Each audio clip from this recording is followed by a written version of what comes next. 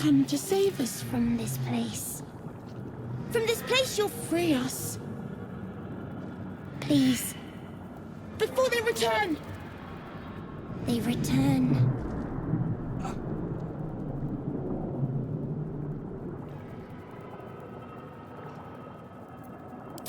Remove us from this body. From this case. Free us. Please.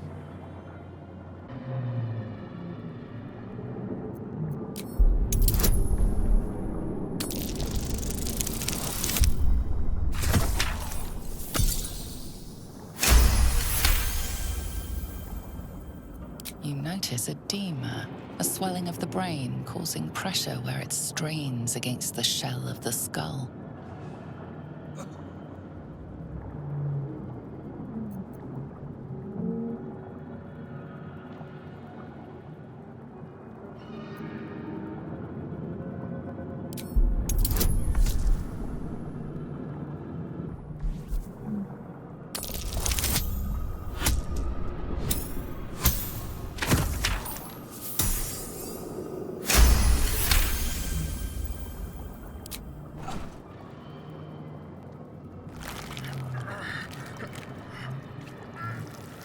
The brain lifts from the skull, but you notice an opportunity.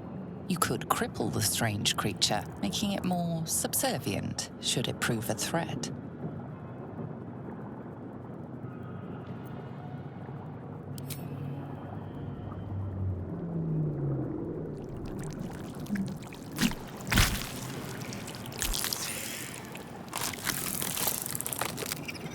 We are free. Our freedom is ours, friend. The creature pauses, listening. Something behind your eyes seizes in recognition. We must go to the helm. At the helm, we are needed.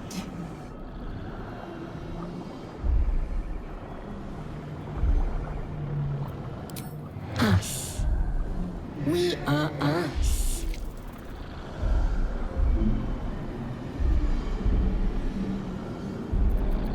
The brain tenses, as though querying an unseen advisor.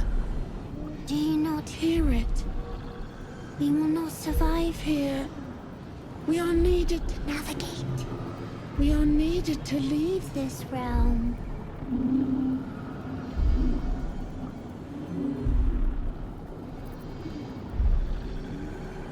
To the helm we go! We are going to the helm.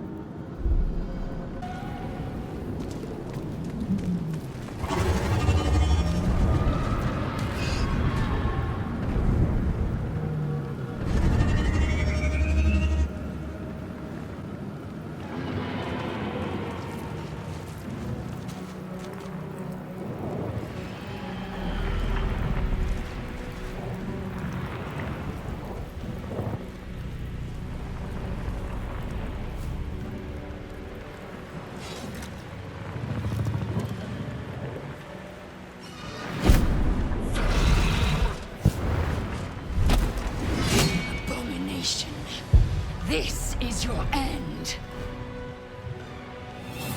Your head throbs and your skin tingles. Visions rush past. A dragon's wing, a silver sword, and a flash of your face seen through the strange woman's eyes. Oh, my head. What is this? Skvar, you are no thrall. Vlaakith blesses me this day. Together, we might survive.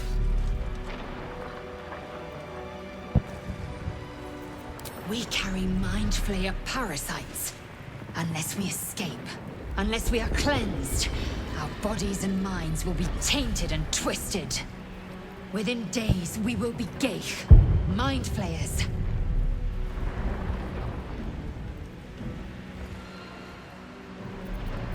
Who am I? Your only chance of survival. We can do nothing until we escape. That must be our priority. First, we exterminate the imps. Then we find the helm and take control of the ship. A As for that thing, it will remain tame as long as it believes we are thralls. It may be of use in the fight to come.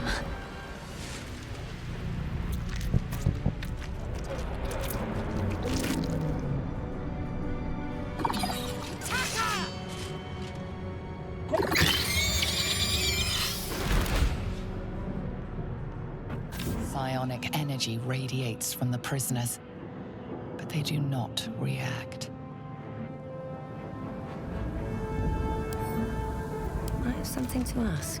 The man isn't dead, but he's totally unresponsive. You! Get me out of this damn thing! We have no time for stragglers.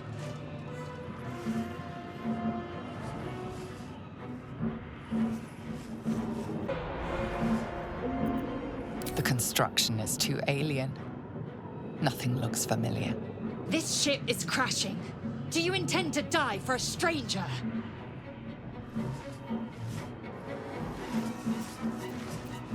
Try that contraption next to the pod. They did something to it when they sealed me in. Hurry!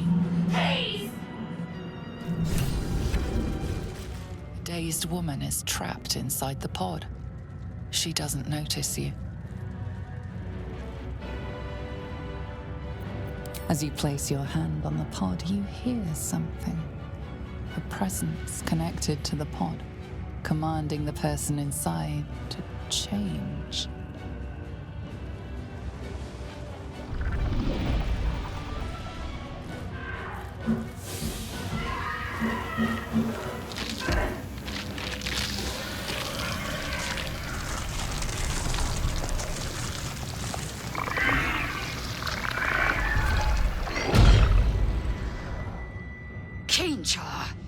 Changed at the pull of a lever. How? If we are not purified, this may be our fate. Come on!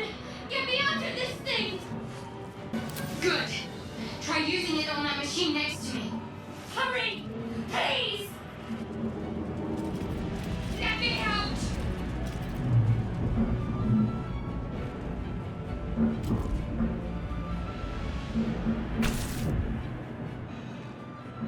The console appears dormant.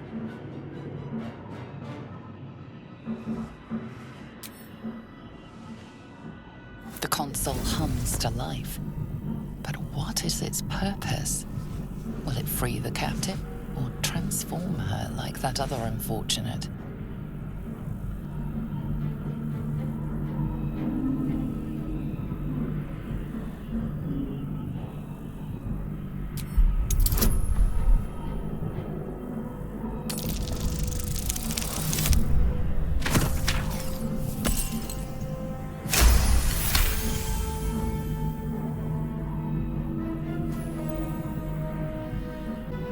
Pulsing glow and organic lines of the device make it seem more like a beating heart than a machine. This device is different from the one that caused the other captive to transform. Perhaps it will open the nearby pod.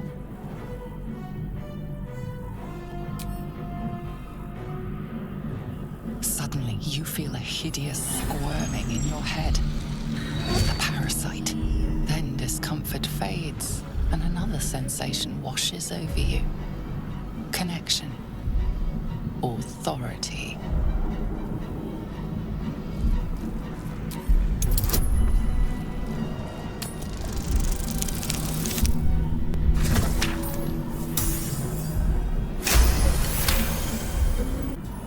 You feel the biomechanical brain of the console process your command and yield to it.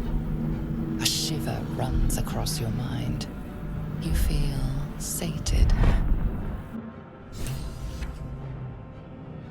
At last. Thought I was done for.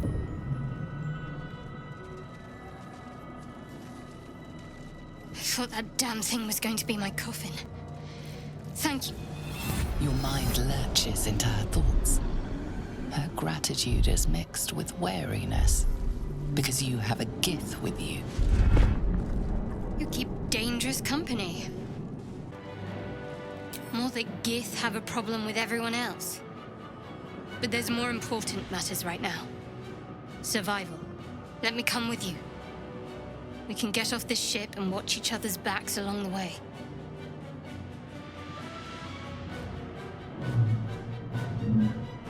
I did.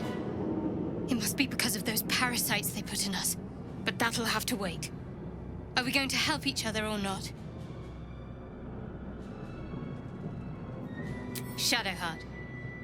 One moment.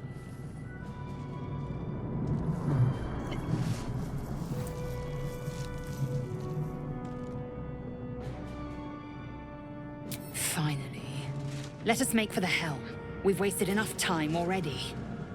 She's right. Lead on. We are nearing the helm. Once inside, do as I say. Who put you in charge? I'll trust my own judgment. Yank.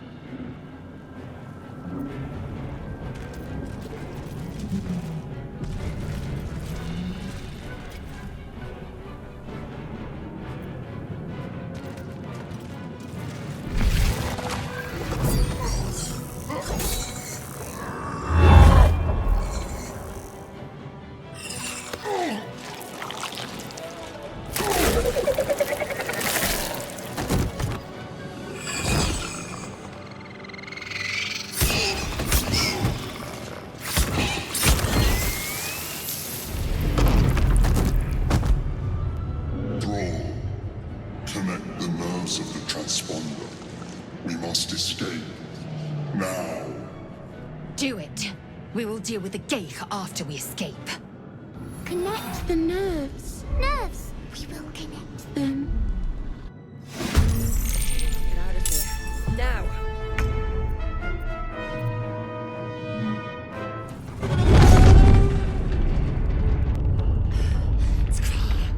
Hurry!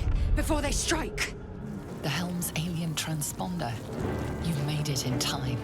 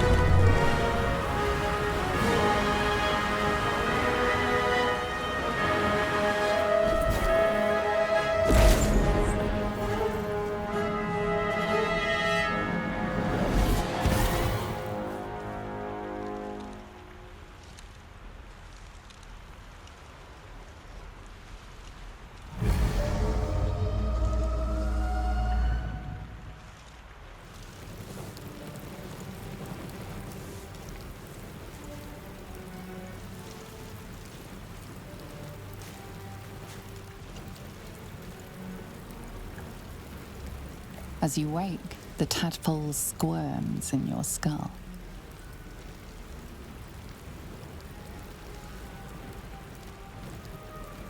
Other than the infection, you're more or less intact. A miracle, given everything you've been through, but it'll all be for nothing if you don't find help soon.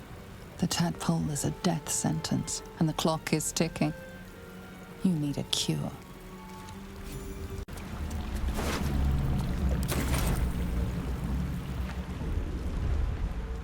Seems like a good moment to talk.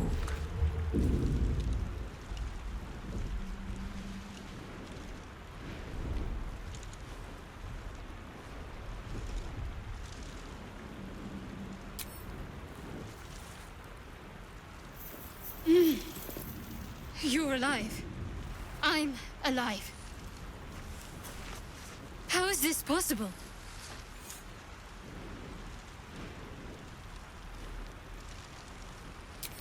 I remember the ship. I remember falling.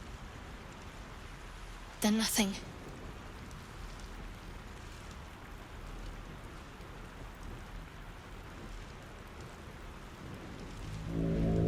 No, I don't recognize this place. But anything's an improvement on where we just came from. First things first, we need supplies, shelter, and most of all, a healer. We might have escaped, but we still have these little monsters in our heads. You might want to reconsider calling her a friend. Looks like she ran off without us.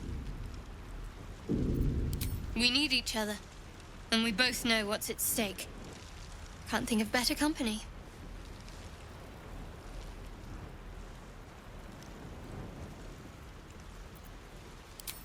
One thing, just before we go. I wanted to thank you again for freeing me. It would have been all too easy for you to run right past my pod, but you didn't. I'll remember that. Lead the way.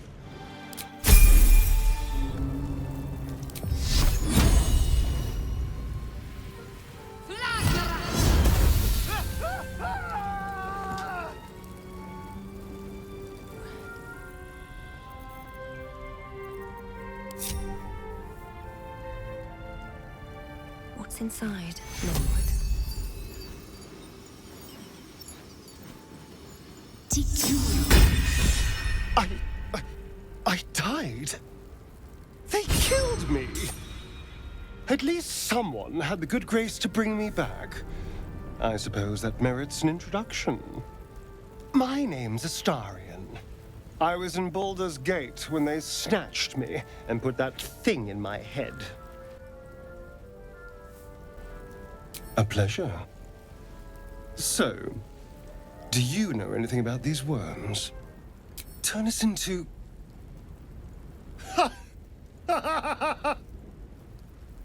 Of course it'll turn me into a monster. What else did I expect? Although, it hasn't happened yet. If we can find an expert, someone that can control these things, there might still be time. You know, I was ready to go this alone, but maybe sticking with the herd isn't such a bad idea. And you seem like a useful person to know. All right, I accept.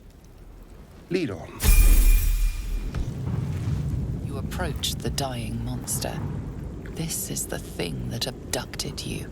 You could end its life here and now, if only you didn't feel compassion. Compassion.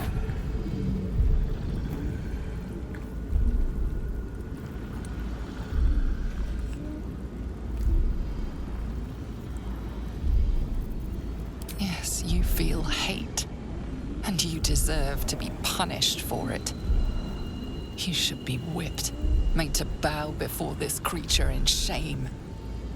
It's possessing your mind, forcing you to love it, but then the feeling slips. The creature's mind seems to focus elsewhere.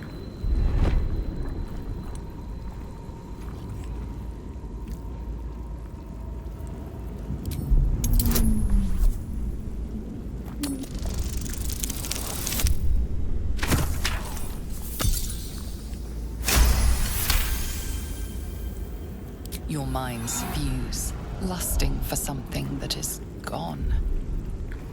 But then its grip claws back with a vengeance, a vice locking your mind into obedience. It needs sustenance to survive, and with your very body, you can provide.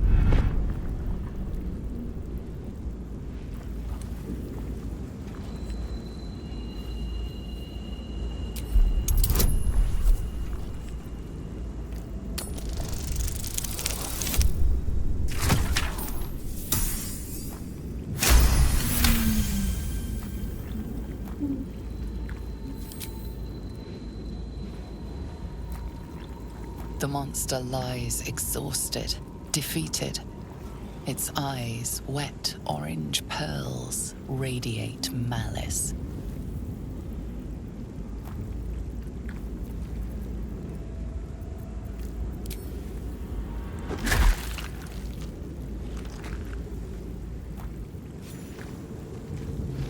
You approach the sigil on the stone. Magic glitters and swirls from it erratically, as if malfunctioning. It looks slightly dangerous.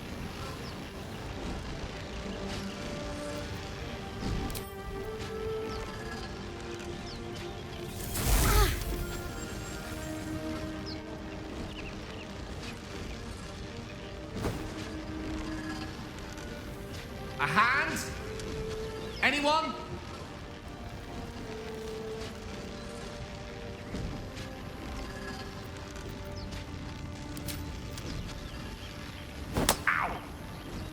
Perhaps I should have clarified. A helping hand. Anyone?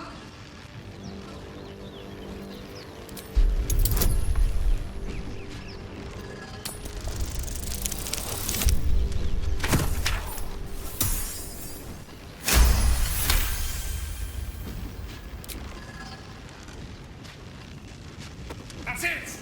Go on! Keep pulling!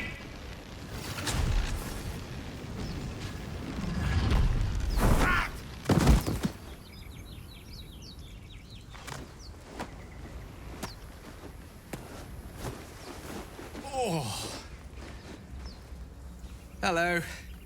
I'm Gale of Waterdeep. Apologies. I'm usually better at this.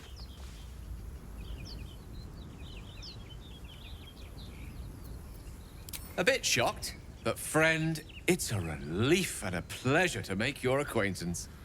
Say, but I know you, don't I? In a manner of speaking. You were on the Norse Lloyd as well.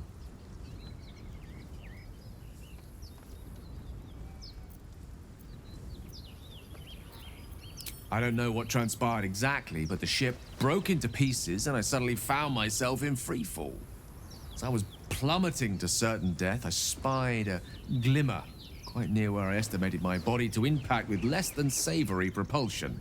Recognizing this glimmer to be magical in nature, I reached out to it with a weaving of words and found myself on the other side, as it were. How about you? How did you survive the fall?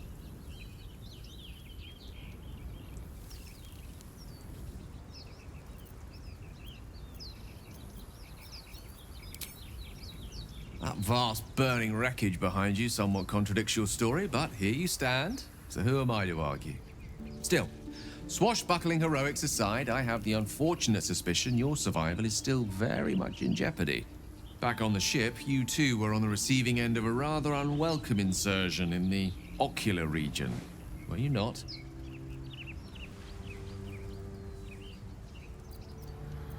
The insertee we speak of, this parasite? Are you aware that after a period of excruciating gestation, it will turn us into mind flayers? It's a process known as ceramorphosis, and let me assure you, it is to be avoided. You don't happen to be a cleric by any chance, do you?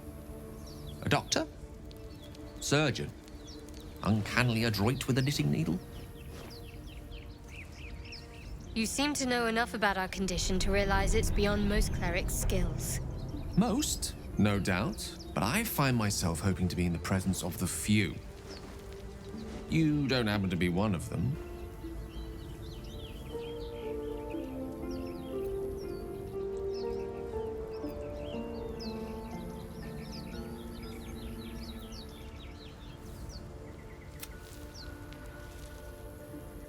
We're most certainly going to need a healer, and soon, too.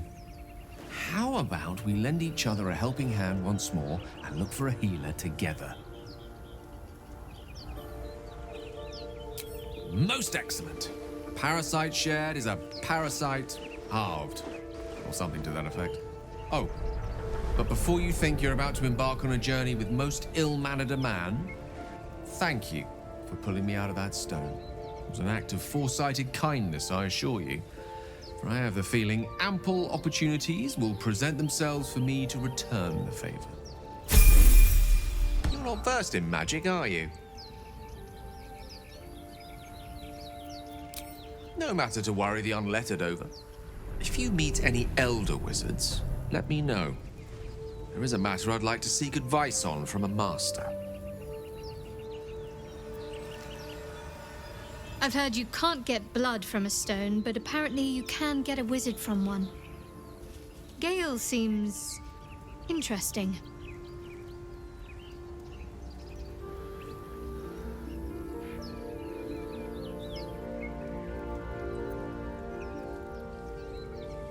If you're sure. Though you seem to know what you're doing, I suppose. A shame. I thought we were doing well together. Perhaps I'll see you at camp. Farewell. So, we've picked up a wizard who managed to get stuck in his own portal. Hardly a promising introduction.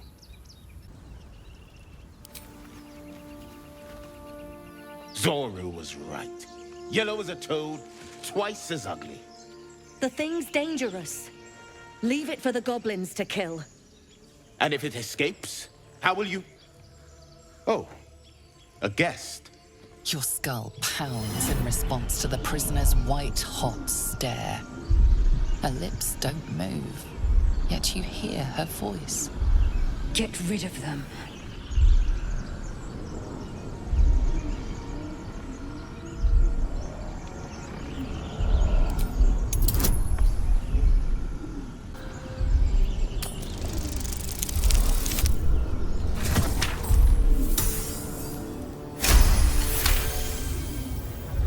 Converse with it.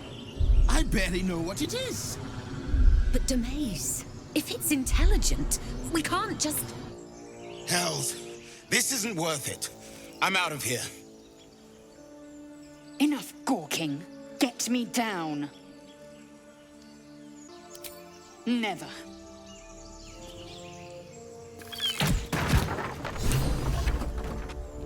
The tadpole hasn't yet scrambled all your senses. Auspicious. But the longer we wait, the more it consumes. My people possess the cure for this infection. I must find a creche. You will join me. You may as well suggest a wyvern bow to worms. The cure I offer will suffice as thanks. It is many things. A hatchery, a training grounds, a shelter. Githyanki protocol is clear. When infected with a Gaith tadpole, we must report to Augustil for purification. You have made an ally from Kresh Kalir. Few know such fortune. Call me Lae'zel. Come. The Horned Ones mentioned a camp. One there, this Zoru, has seen Githyanki. A Kresh must be near. We will ask this Zoru where he has seen my kin. I am enjoying the latest addition to our little group. Lae'zel is delightful. In a very look at me twice and I'll dismember you kind of way, of course.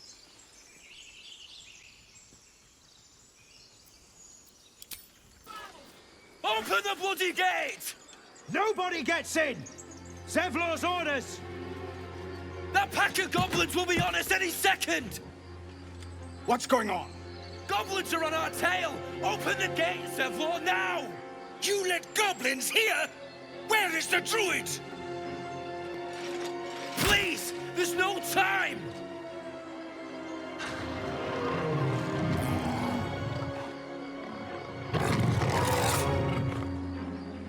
By the nine hells! Open the gate!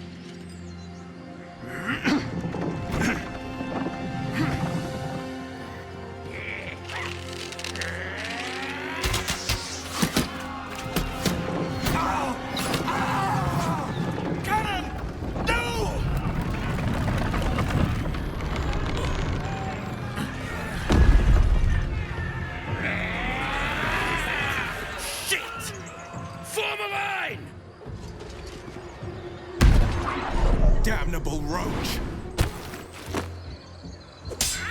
Provoke the blade! And suffer its sting. That was the last of them! Inside! All of you! More may follow! Open the gate! What's on your mind? Let's see. I hail from Waterdeep, City of Splendors. I am a wizard of considerable acclaim and scholar of exceptional accomplishment. I have a cat, a library, and a weakness for a good glass of wine. And if the mood takes me, I'm known to try my hand at poetry. There.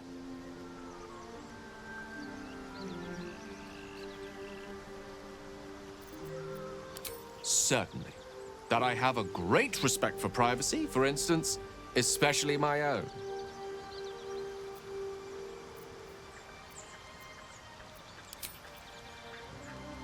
Chatter already, Tusky? I expect I am your first. Of course you haven't.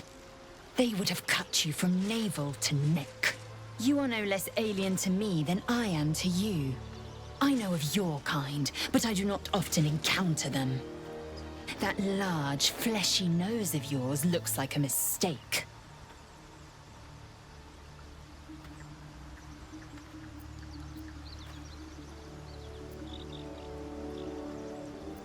Better is an opinion, but mine is certainly more economical, disciplined, dignified. I understand much beyond your comprehension. More to the point, I know the cure for our condition. It is imperative we locate a creche. You do well to observe more and question less. Yes, in great detail. It starts with a fever and memory loss. Then you start to hallucinate. Your hair falls out and you bleed from every orifice. Your bones will change form. Your jaw will split to allow room for 4 great tentacles. All skin will turn to gore and be shed to reveal new flesh underneath. Then you have ceased to exist, and a mind flayer is born.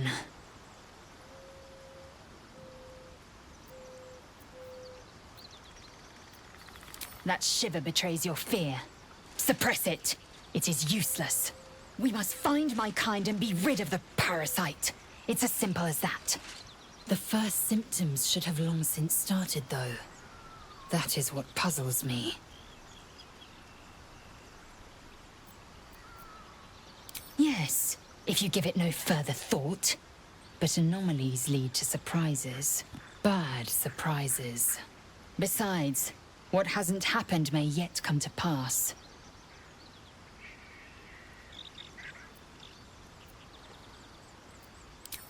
Something the matter? Must we? No harm in a little mystery, don't you think? I should hope not. Have you ever heard the people who want to talk about themselves? I'm doing you a favor. Say for a moment that I was. Do you think your blunt approach would get me to confess? A shame you feel that way. Just don't expect me to entertain your questions if you won't respect my privacy.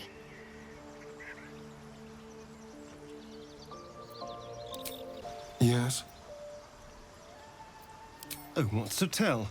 I'm a magistrate back in the city. It's all rather tedious. How do you feel? Yes, me as well. Besides the occasional mental exchange, it's almost as if we're not infected. I feel good. It's so strange. Do you remember the voice aboard the ship? Yes. Almost like it's whispering to me still. The voice said I'd become a beautiful weapon. What do you think that means?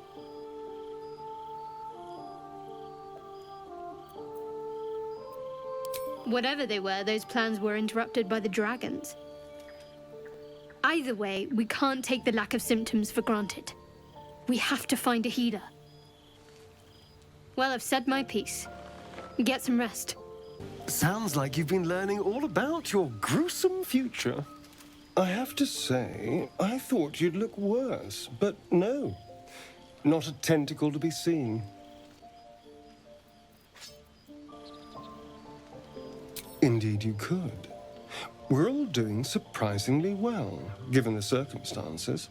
I'm not taking anything for granted, of course. First sign of change, and I'll have to stop that pretty little heart of yours. I am open to suggestions. Knives, poison, strangulation, whatever you'd prefer.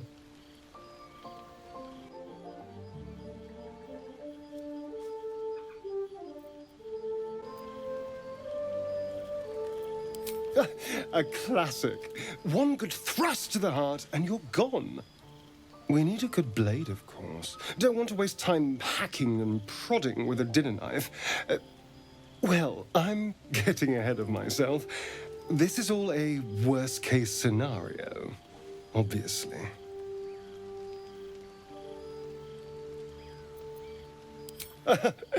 Oh, my dear. I'd like to see you try. Now, let's get some rest. The sooner we start tomorrow, the better our chances of keeping this hypothetical. Abominations grow inside us. Our bones should ache. Our mouths should bleed. Yet we thrive. It is madness. Keep your rest short. Time is not our ally.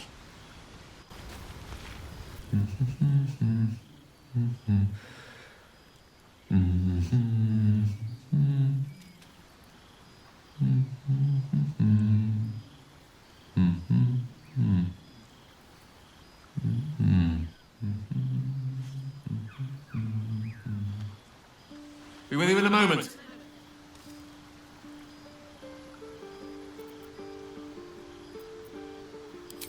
Not a trick, my friend. Magic. Be that as it may. Ceramorphosis. What does it make you think of?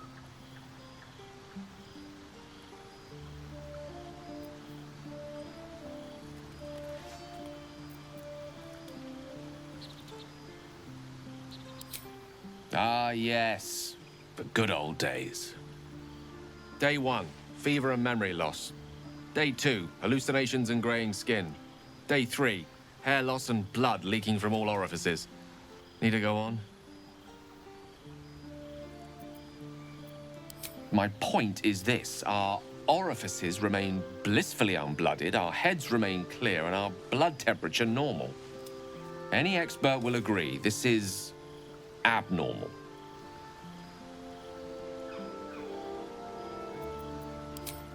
That, alas, is where my knowledge fails me. A rogue might call it luck, a priest might call it fate. As for myself, I'm a pragmatic. I see the silence before the storm. Something to sleep on. We should get some rest.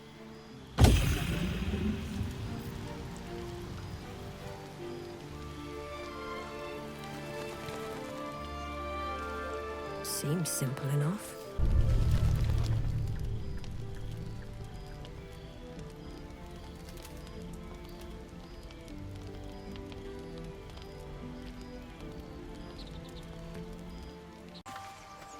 Something the matter?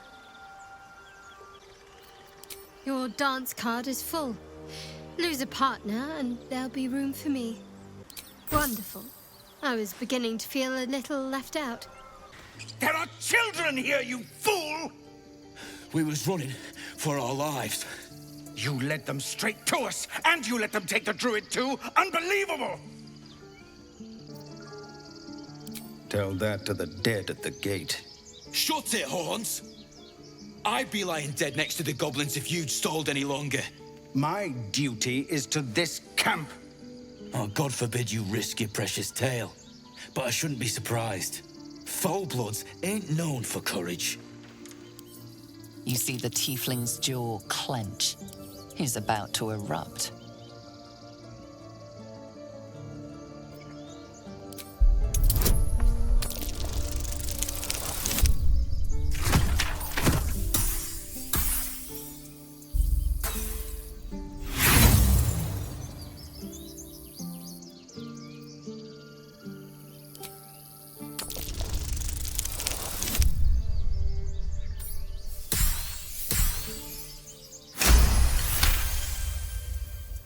You're right. There's too much at stake. Worried about your precious hides, the both of you.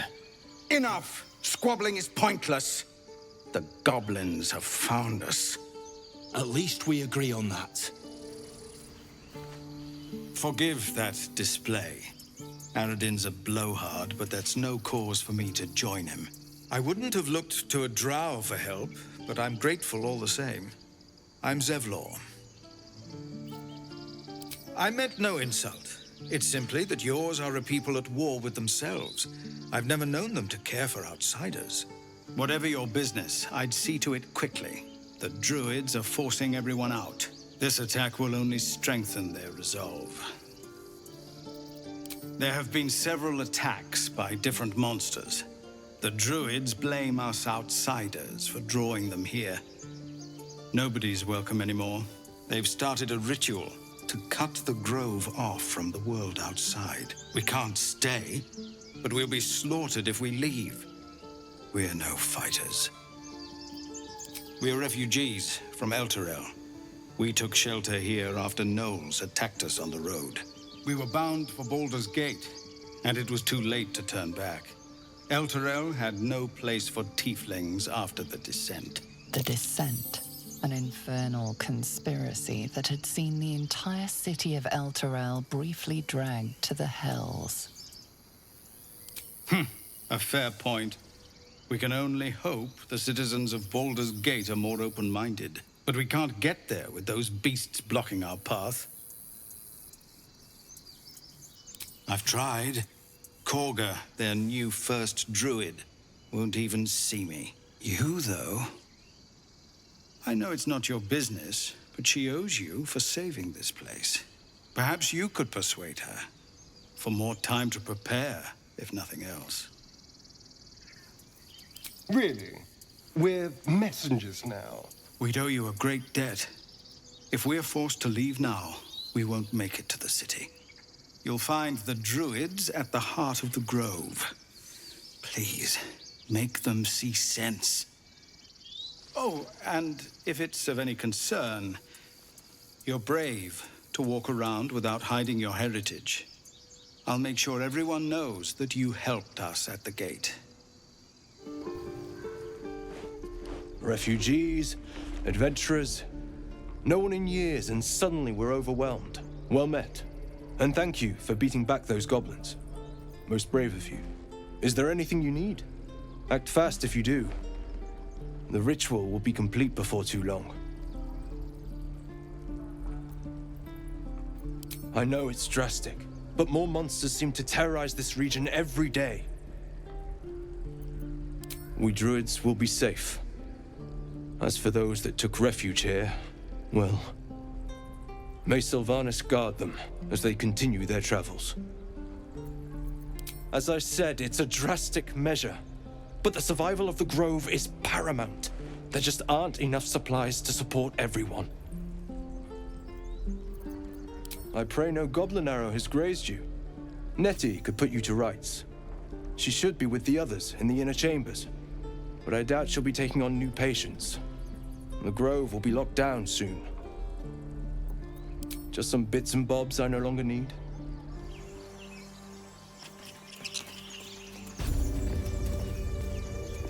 Something's on my mind. You! Not another step, hear me? Boss!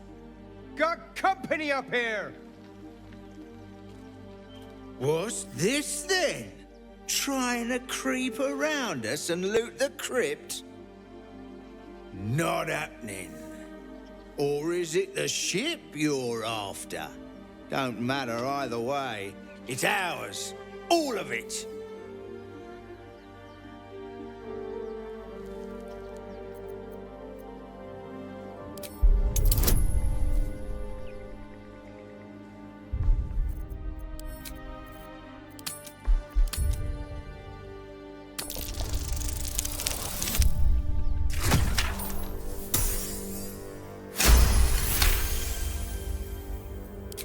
Well, in that case, come on, you lot. No point in getting killed. Second worm gets the cheese and all. Second mouse gets the cheese, no? Nobody's getting any damn cheese. Now move it. You don't sleep well, flitting between dreams and nightmares. Maybe you wake up because you know something is wrong. Or maybe you just get lucky. Shit. No, it's not what it looks like. I swear. I wasn't going to hurt you. I just needed, well, blood. There, in the dim firelight, you see him for what he really is. A vampire, a slave to sanguine hunger. I've never killed anyone. Well, not for food. I feed on animals. Boars. Deer. Kobolds. Whatever I can get. But it's not enough.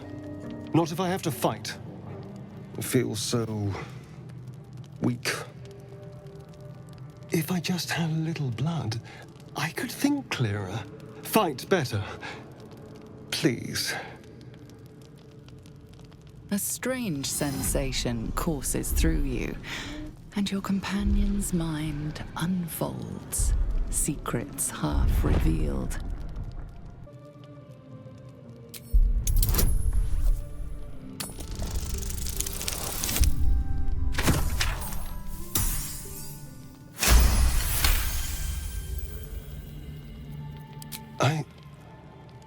What's this?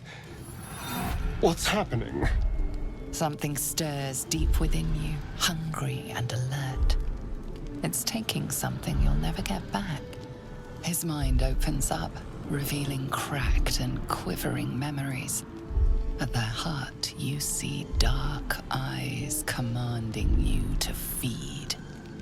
You open your mouth and bite down, not into a tender neck, but into the twisting body of a rat, the only thing your master lets you eat.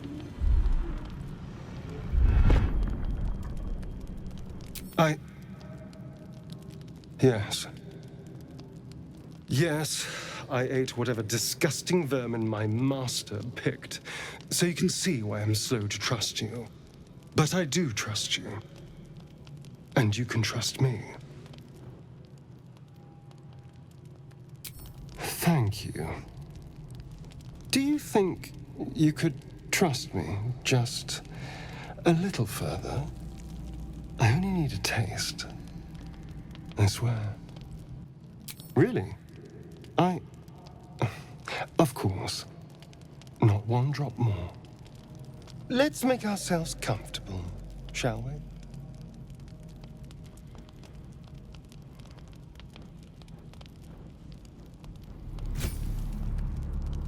It's like a shard of ice into your neck, a quick, sharp pain that fades to throbbing numbness.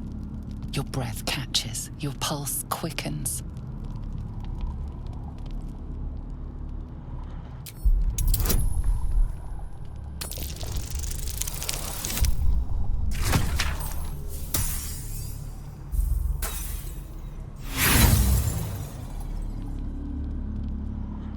You lean into him, losing yourself. You can feel your blood racing, coursing through both your bodies. A gentle, numb feeling starts to spread.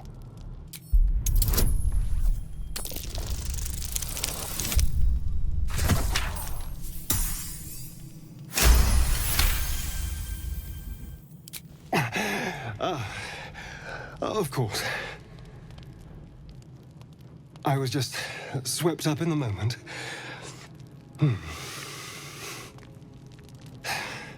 But it worked.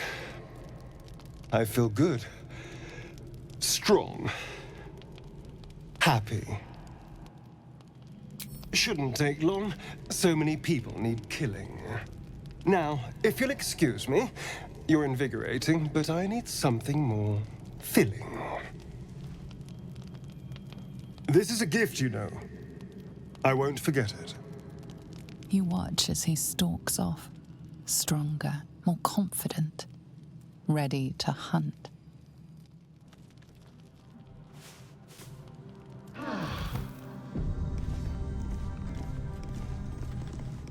Good morning. How do you feel? It'll pass. Just be glad I'm not a true vampire. A bite from them and you might wake up as a vampire spawn, like my good self. All of a vampire's hunger, but few of their powers. Oh no, I should be cinders in this light. I hadn't seen the sun for 200 years before we crashed here. Someone, or something, wants me alive. They've changed the rules. Standing in the sun, wading through a river, wandering into homes without an invitation. They're all perfectly mundane activities now. As for my other quirks, well, we can figure those out in time. No more surprises. You have my word. I'm just glad you're being sensible about these revelations. I was worried people might turn up with torches and pitchforks. Although there's still time. A vampire? Well, that explains the pallor. Given our group's nature, I don't see much harm. We're each monsters in the making, after all. Oh, and a quick word of warning, Astarion. I taste absolutely awful. Keep your distance. Quite the opposite. I'm here in the spirit of openness and honesty to work together as a team. Maybe we could get him to wear a bell. Dissuade any nighttime prowling. There now. We're all friends again. Shall we go? There's a long day ahead of us. This book is far lighter than it should be with such a massive lock.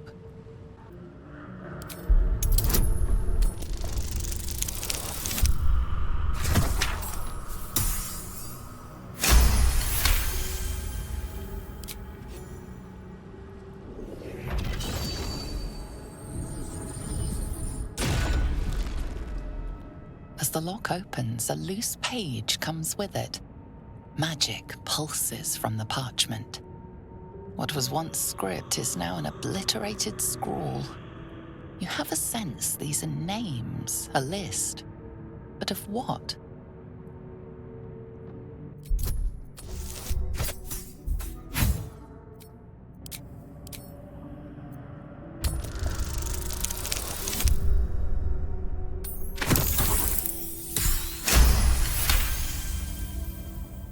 Gods.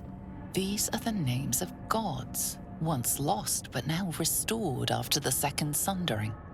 The last three names in this book sit close together, but are so devastated by the scroll as to be unreadable. Entire pantheons have dwindled and been reborn, silently recorded by this book. Got my hands on everything. A lot of effort. Here lies the guardian of tombs. Through knowledge comes atonement.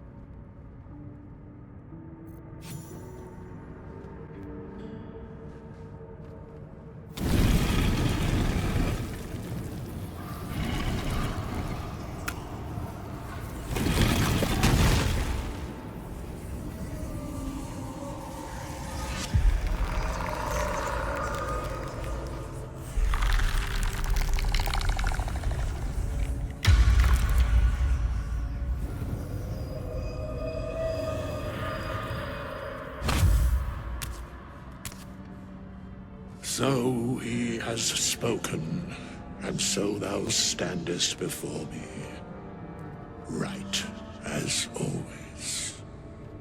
What a curious way to awaken. Now, I have a question for thee. What is the worth of a single mortal's life?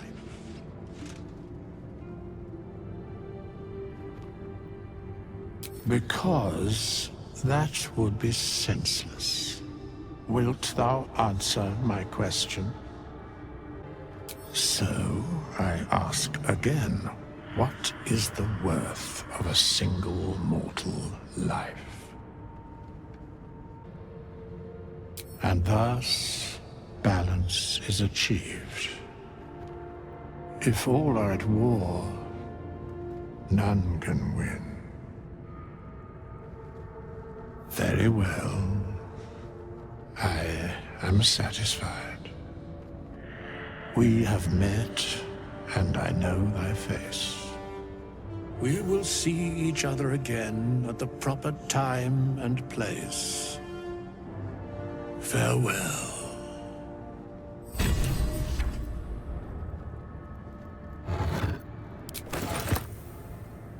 We have nothing more to discuss. Continue on thy way, as if I were not here. I must attend this place after so many years away. We will see each other again soon.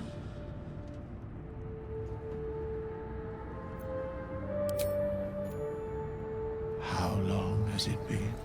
Hells! We can't just leave. They're kin! I'll not gamble our lives, our futures, on people who are as good as dead. We must leave for Baldur's Gate at once. Can we all just take a moment, please? What's the point in blades and spells if we don't bloody use them? We should stay! These people aren't fighters. We can help! Or yell louder. That's fine too. Just like I was saying, I don't want all these lives on my conscience. We need to stay. Zerg! Fine. We'll stay. If we survive, it'll make for a good story, I suppose. Thank you, Roland.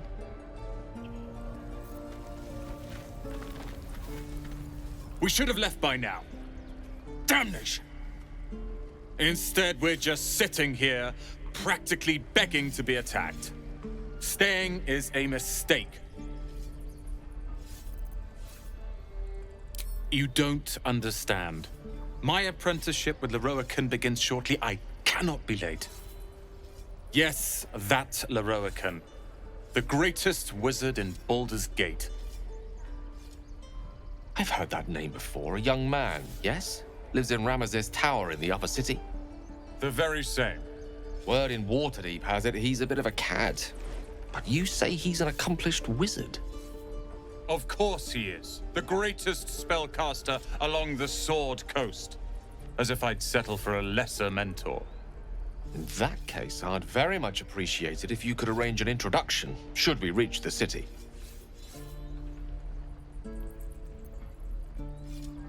If it's powerful acquaintances you're after, you have to look no further than yours truly. Few can match me, in either magic or talent. In years to come, you will boast of this meeting, I can assure you. May we meet again in Baldur's Gate, my friend. Not over, then through. This place is a bloody death trap, not a sanctuary. You should clear off while you can. It's out forever. This is no fortress, and we're no warriors.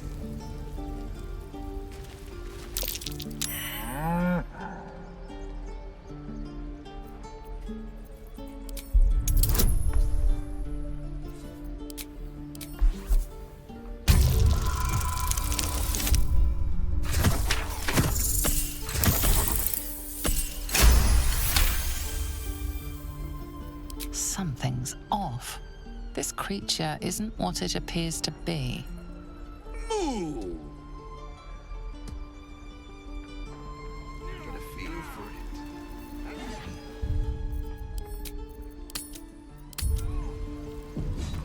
careful, I bite. Fine.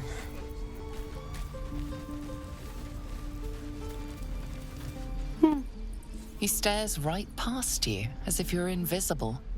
Or boring. You see nothing out of the ordinary. As you turn back, the child slips between the rocks.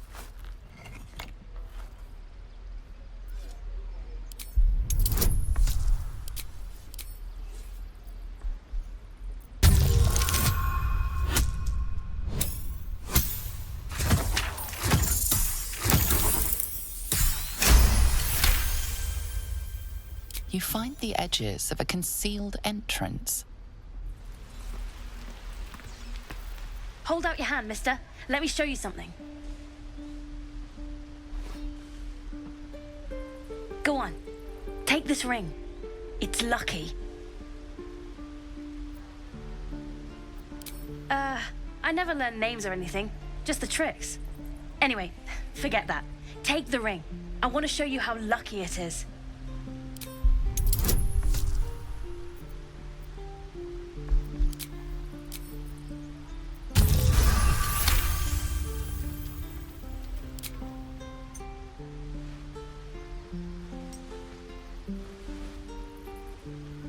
Weeping bleeding hells!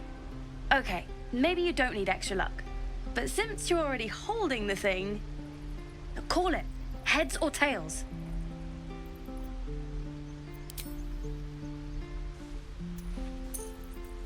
Heads it is. See? That's the kind of luck you get from one of my lucky rings. I've got more where that came from. Real cheap too. Interested? You got it. One sec. That's what I got. You bought... You suddenly feel something moving against your back and turn. One of the big kids. How did you catch me? Wow, thank you. I guess I'll try harder not to get caught next time. Bye.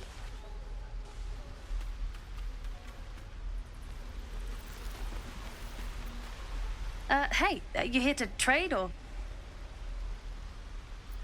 Yeah, I know. I was standing right here telling her to rob you. Look, mister, it's nothing personal. I get it. You're not a chump. But we're just trying to survive. So move along, okay? Make room for the real chumps. Please, let us through. It is forbidden. Let my daughter go right now! She's a thief, hellspawn. And you will wait for Korga's judgment. Now get back! Oh! Let me through, Mragrasham, or I'll rip your damn throat out!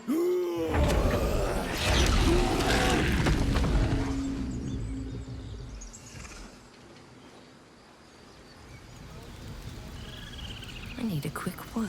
We need to get Arabella out, now! You heard the guards. They're waiting on Korga to give word. I'd sooner trek through the 9 hells than trust that snake! Ugh! Arabella tried to steal their idol. Druids lost their damn minds about it. They need it for their precious ritual. Oh, it's all my fault. I told her I wished the wretched thing would just disappear, or better yet, explode. Now Arabella's being judged by a bunch of druids who hate us. That's not right. Breaking into druid chambers to steal a sacred relic? Oh, she sounds like fun.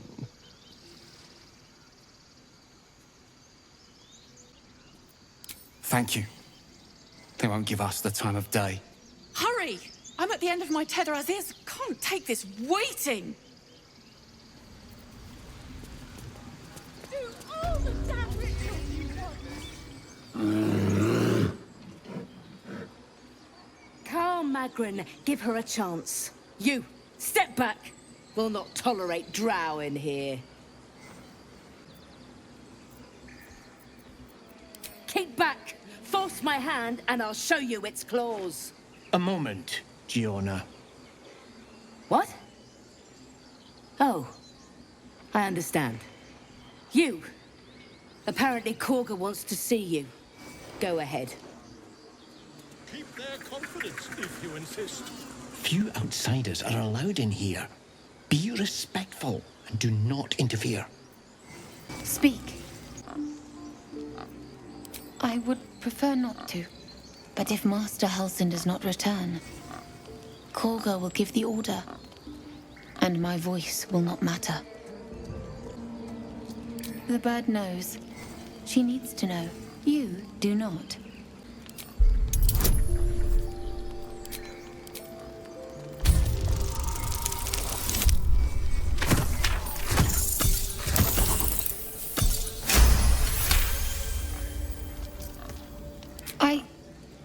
Forgive me. It is not you I fear. It is my brethren. More follow Korga every day. They are afraid, and she offers a simple solution. Eject the refugees, and we will be safe. A druid and an outsider? We can do nothing without turning the others against us. Only Master Halsin can stop this. I pray my bird returns with news of him. If not, I fear for my people. He left with the adventurers. They went treasure hunting in an old temple near here. Master Halsin did not chase treasure. I do not know what he was chasing, but he never returned.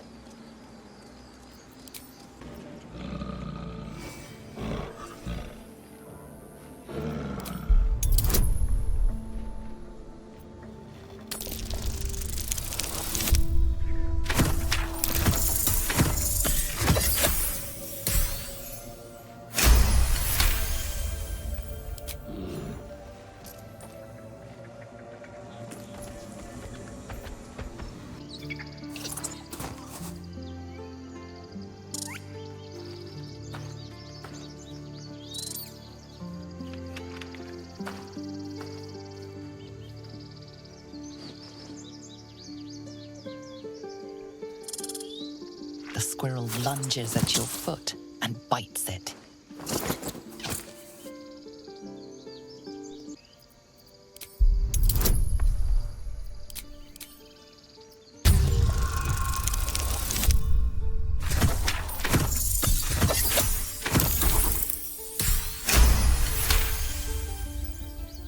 You follow the squirrel's gaze to a pair of clumsy, ugly feet. Your own, on her territory. Looking around, her territory extends from one end of the grove to another.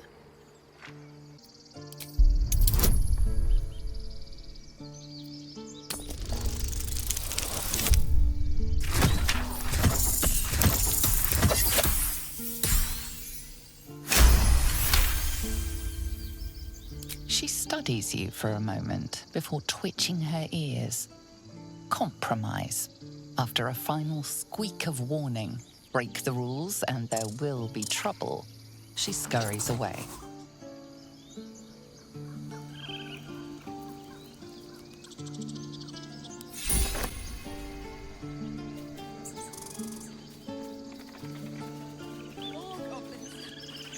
What's next?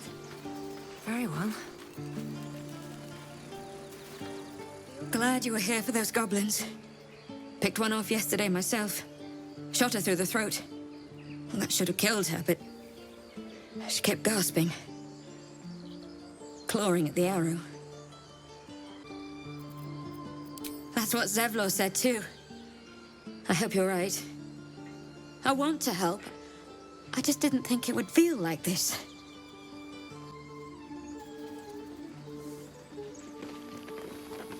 Glad you made it inside.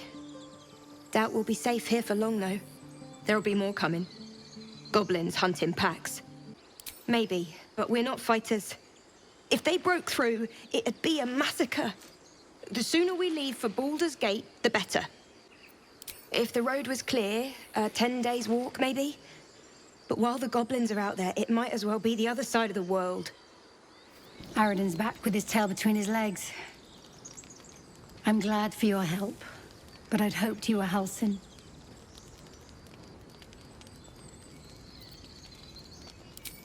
Yeah, when he ran off with the druid that saved our hides the first time. Without Halsin, this grove's not so friendly, I'll tell you that. Surprise.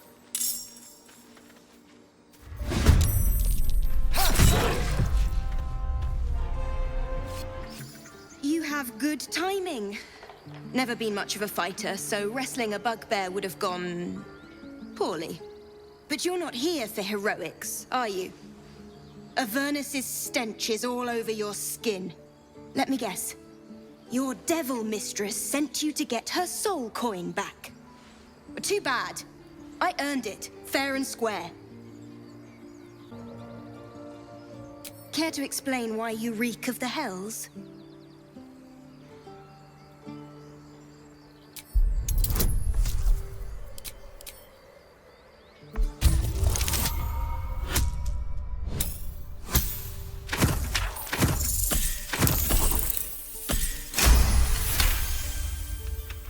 Well, that's quite the story. And I thought I was doomed. Now I feel sorry for you. Here. Take this. It's worth a fortune. But a fortune's not worth much if you're dead. Consider it payment for saving my life. A soul coin, true to its name, holds a mortal soul inside. It serves in the Nine Hells as very valuable currency. Release her. She stole the idol of Sylvanus. Never a dull She must moment. pay the price. Don't waste a step. We will imprison the thief on...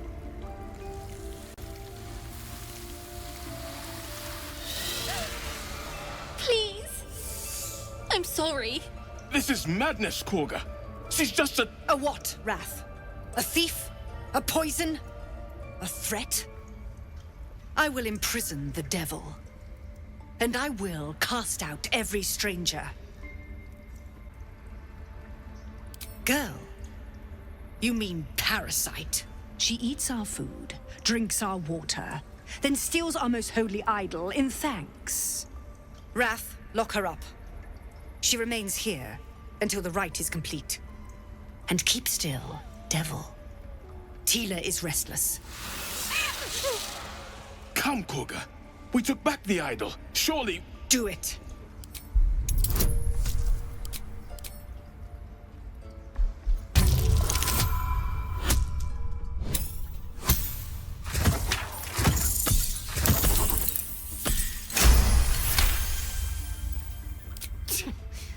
A gathered herd of the devils would indeed be disruptive. It is as you say. Sifisif, Tila, to me. Out, thief. My grace has its limits. It hurts. Thank you, Korga. Master Halsin... Halsin isn't here.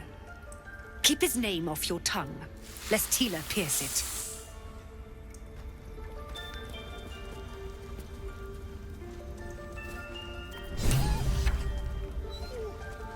I know that look.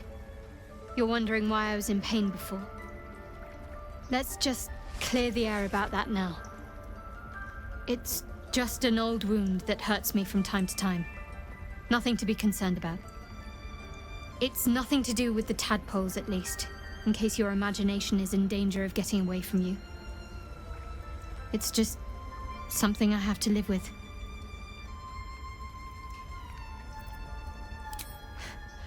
Quite a lot, if I'm being honest.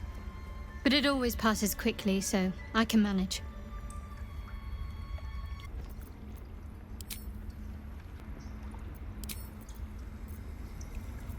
That woman has more venom in her heart than a snake in its fangs. But at least the child is safe. What is youth if not a time to be forgiven for one's transgressions? Come, let's cut the kid some slack, shall we? She didn't deserve this madcap spectacle as far as I'm concerned. I'll give it a shot. By claw and tooth from root to thorn, the old oak's grove to wildlings sworn.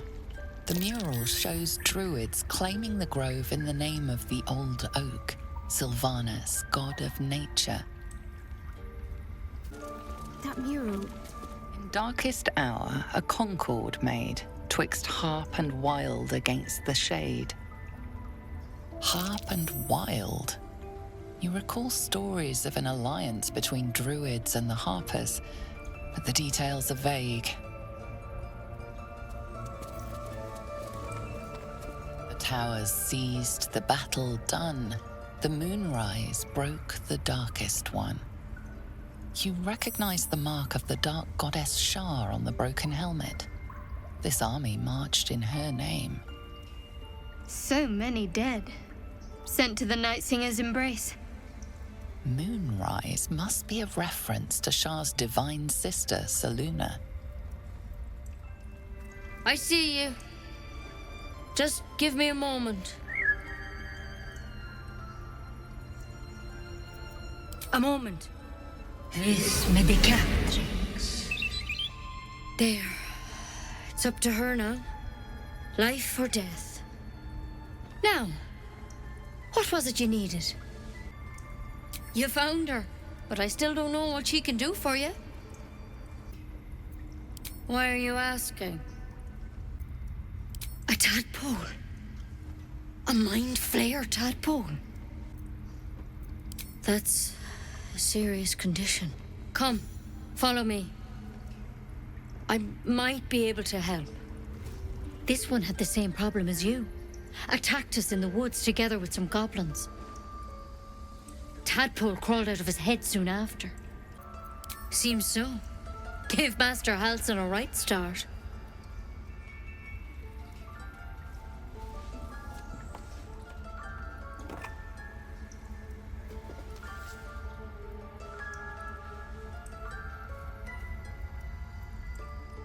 It's why he joined the adventurers on their expedition. To find out what was happening. A pity you got me instead of him. He understands these things. Studied them. Still, we have options.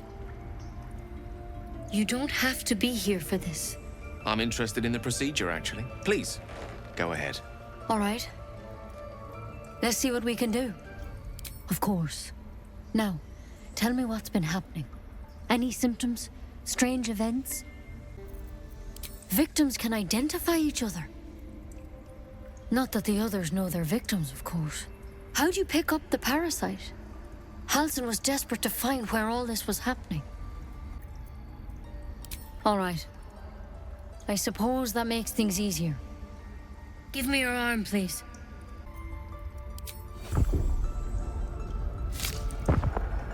There. Be careful. Your legs will probably give out first. I'm sorry. Maybe Master Halsin could have plucked it from your head, but I can't. Without him here, the only treatment for an illithid tadpole is death. You're a risk to the people around you. I'm truly, truly sorry. For what it's worth, the poison is painless. It'll be like going to sleep.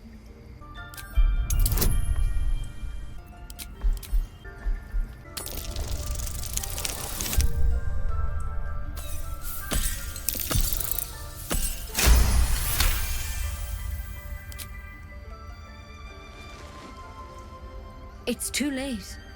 It's already in your system. Not many thorns have such unique poison. It has to be Kelemvor's kiss, a plant from the Dale lands. There is a cure, but try as you might, you can't recall it. I won't. I can't.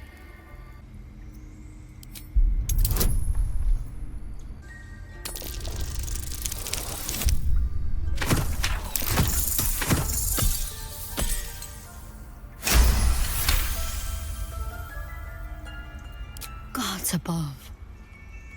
It's a risk, but maybe you deserve a chance. All right. Master Halsin did say the drow's tadpole was dormant. Maybe yours is too. Now this is a vial of wyvern poison. It's quick and painless. Swear to me you'll swallow it if you feel any symptoms. Fine is not enough. Look at me. Swear it. Swear it. I hope it doesn't come to that, but thank you. Here. And here's the antidote. Do not mix those two up. I spent my life treating folk and never once saw a mind flayer infection. Then suddenly there's dozens of you. Maybe more. Master Halsin and I were tracking them, studying them, trying to figure out what the hells was going on. Because you should all be changing. There should be a small army of mind flayers out there. But you're not. Weird powers aside, you seem perfectly normal.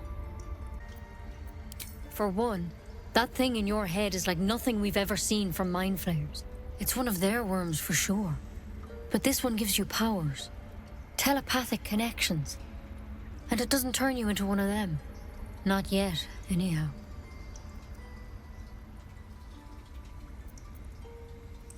Hard to say, but there's a lot we don't know. Infected, folks like you, have been converging on an old temple of Selûne, and I've no idea why. When Master Halsin heard the adventurers were heading that way, he saw a chance to get answers, joined on the spot. Whatever he found there, he didn't make it back. I've sent birds to find him, but the place is rotten with goblins. And if my birds can't get close, what chance do I have? You, though, you're one of them. Technically speaking, I mean. They won't kill someone carrying their parasite. If you can find Halsin and get him out of there, we can discover what he learned. And perhaps he can save your life. How's that sound? Thank you. It would mean everything to the Grove. To me. I wish I could tell you more. But only those adventurers know what happened out there. All I can say for sure is they all went to the old temple of Selûne. And Master Halsin didn't make it back. Good luck out there. And if things start to go bad, remember the vial. Remember your oath. One step at a time, Nettie. Come on. Tiring business, isn't it? All this traveling and adventuring. Why don't we take a little break, Allow ourselves a few moments of rest? Gives me a chance to talk to you about something, well, rather important. We've been on the road together for a while now, haven't we? Survived some perils, overcame some obstacles. Ever since you were kind enough to free me from that stone, I've seen you demonstrate remarkable guile and courage. The way we diffused the tension between Zevlor and Aradin. The way you got Korga to release the girl. The way you handled Nettie when she poisoned you. In short, I've grown to trust you. The reason I make a point of saying this is that I've grown confident enough to tell you something I've yet to tell another living soul, except for my cat. You see, I have this condition. Very different from the parasite we share, but just as deadly. I am what I am. I never lied to you. I've merely been economical with the truth. The specifics are rather personal, but suffice it to say that it is a malady I've learned to live with, though not without some effort. What it comes down to is this. Every so often, I need to get my hands on a powerful magical item and absorb the weave inside. I'll spare you the finer details, but it begins with a simple biological deterioration, muscle spasms, disorientation, a slight ringing in the ears, and, if left for too long, catastrophe. It's been days since I last consumed an artifact, since before we were abducted. It's only a matter of time before my craving returns. That is why I turn to you. I need you to help me find magic items to consume. It is vital. Dare I say it? Critical. We've already done the finding. In fact, you have one in your possession. You know for yourself how hard-won such an item was, and it will be no easier when even more are required to assuage my hunger. There'll be danger involved. or great cost. Splendid. Bit of boldness will serve us well. I'm sure we won't have to look very far to find what I need. Faerun overflows with magic-infused treasure. As do our packs, as a matter of fact. We've such an item already in our possession. Primed for the moment the need arises. I hope I can count on you.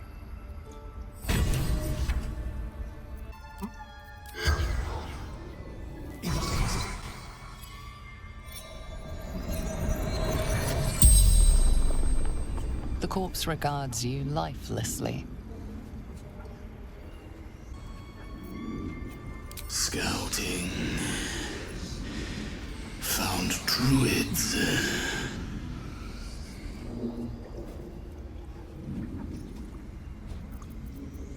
Minthara.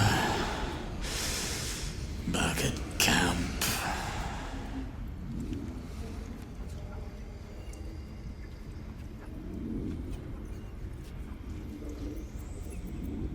The corpse remains silent.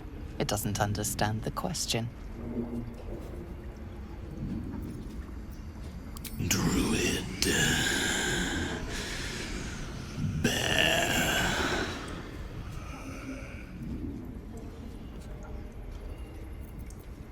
Ned Sierranis. Of the Absolute. The spell's power wanes. You can ask no more questions. Please leave. Our hospitality has limits, and they were crossed long ago.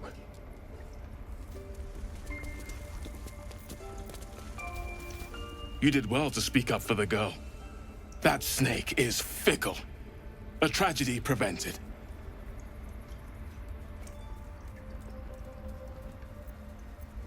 Nothing befitting a child.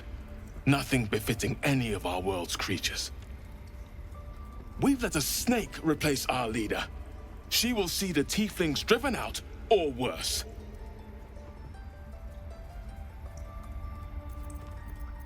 She is first druid in Halsin's absence. With him caught or dared by goblins, none may gainsay, but more will die if her ritual is finished. I doubt those exiled by the right will survive long outside. Would you? I would give anything to see Halsin return home.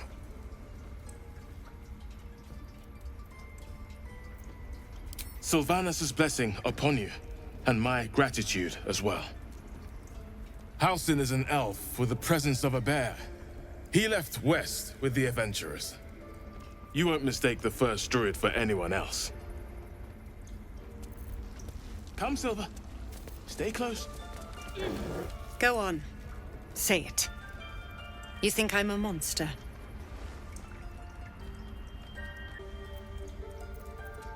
Yes, you would say so. I know your kind. You see only villains and victims. A viper bears her fangs defending her brood. I call her mother. You call her monster. No matter. I took back the idol of Sylvanus, and the rite is resumed. We will seal the grove, free from harm, free of intruders. And mine perish if he stays. You showed great mettle at the gate. The mettle of a skilled sword for hire. I want you to provide your services to Zevlor. Offer to guide the Outlanders out of the grove. I'm sure they'll reward you well. They're to be gone before final prayer. If they are not, the Viper must strike. You will do more than speak. This tale ends but one way. With the Outlander rot cleansed, and the grove forever shrouded. The forest rose with claw and tooth to tear the darkness from its roots. The mural depicts druid and beast fighting together to drive monsters from their land. It looks like they were victorious, and yet the monsters have returned.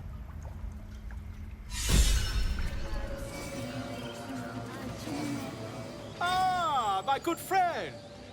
You were at the gates just now, no? When the goblins came? You saw them up close? A few questions, if you please. There's no overstating my interest. Glory. Now then, how would you describe that particular batch of goblins? Size, nature, distinguishing qualities? You search your mind, successfully recalling various details of goblin behavior. Ye gods! Can it be? How terribly compelling. And the dragon they had marching in the rear, was it of the brass or silver variety? Witness mistook obvious silver dragon for brass. Last question, then you'll be quite free. Did the attackers rally to the absolute when they fell upon the gates? They did, didn't they? Oh, curious. Oh, curious indeed. I've interrogated one, a captive in this very camp. She reports they've abandoned their god Maglabiet in favor of someone called the Absolute. The scandal! Ah, but is superstition all? These goblins are informed by a kind of strategy anathema to their kind. I, for one, intend to get to the bottom of it. I'm just preparing to head to their camp as we speak, in fact. If you'll excuse me, I ought not to dawdle. Why, goblins, obviously. Well, someone ought to chronicle these curious events. I'd heard the master of this place, a druid called Halsin, might be able to point me in the right direction. But he's been quite captured by them already.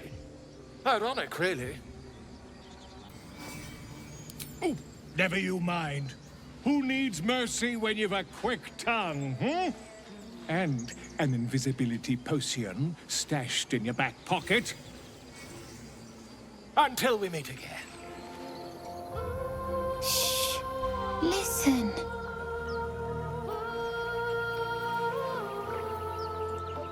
Don't you hear it? It's so peaceful.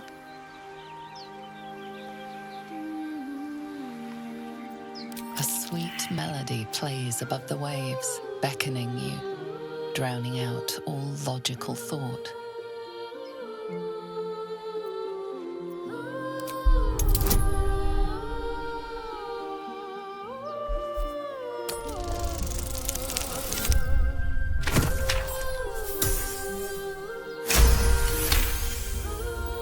The suffocating yearning suddenly fades as the spell breaks. You are free. No. It's just a bit of water. I only want to listen. Just a little closer.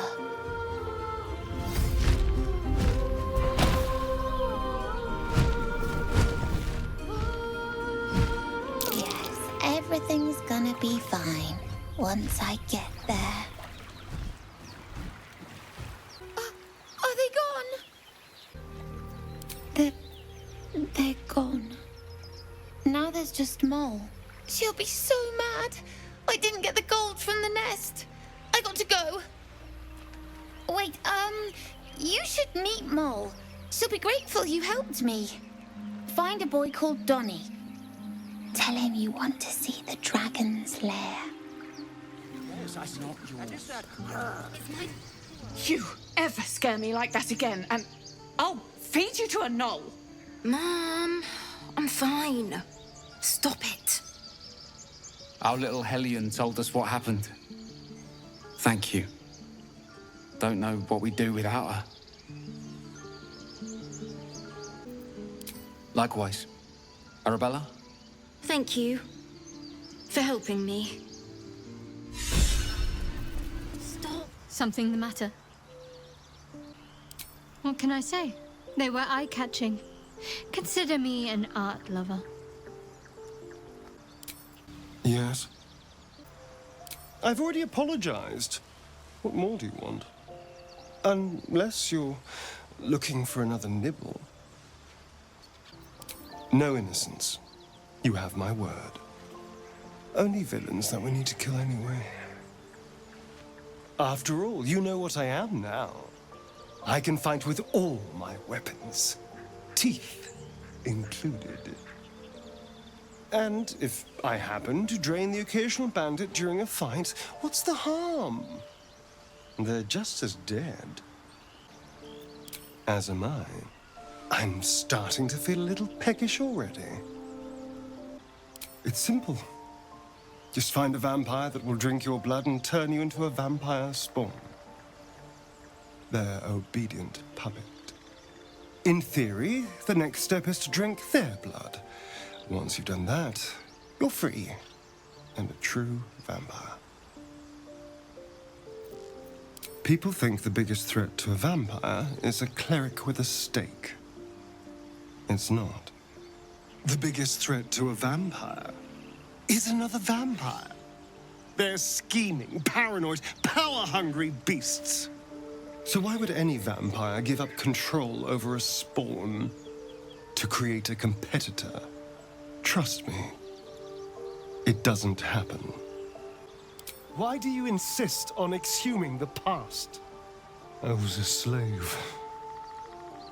A vampire spawn. Kept by the Tsar family. Perhaps I still am. I was never able to resist their commands. But now, I've been conveniently lost. They won't ever control me again.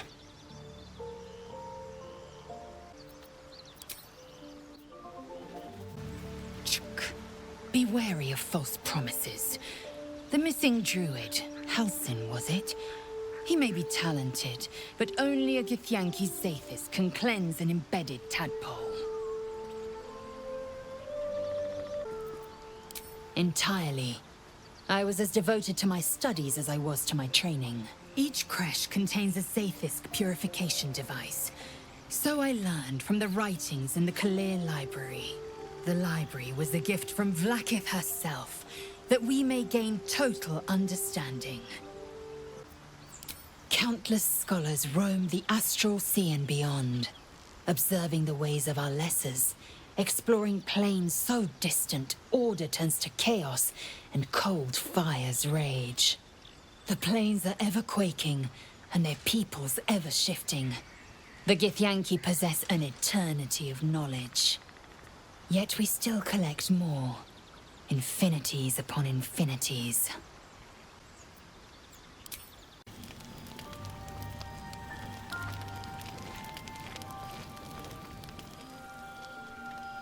I want to have a word. Finally, some good fortune. Come morning, we know what to do. The sooner we find the druid house in, the better. I can't wait to get rid of this thing in my head. Head to Baldur's Gate. Someone's waiting for me. Let a girl have some secrets. Was there anything else? It's a beautiful night. I think I'll stay up to enjoy it while I still can. Rest well. A fine evening, don't you think? The moonlight shines warmly on us. The breeze caresses our faces. Hideous.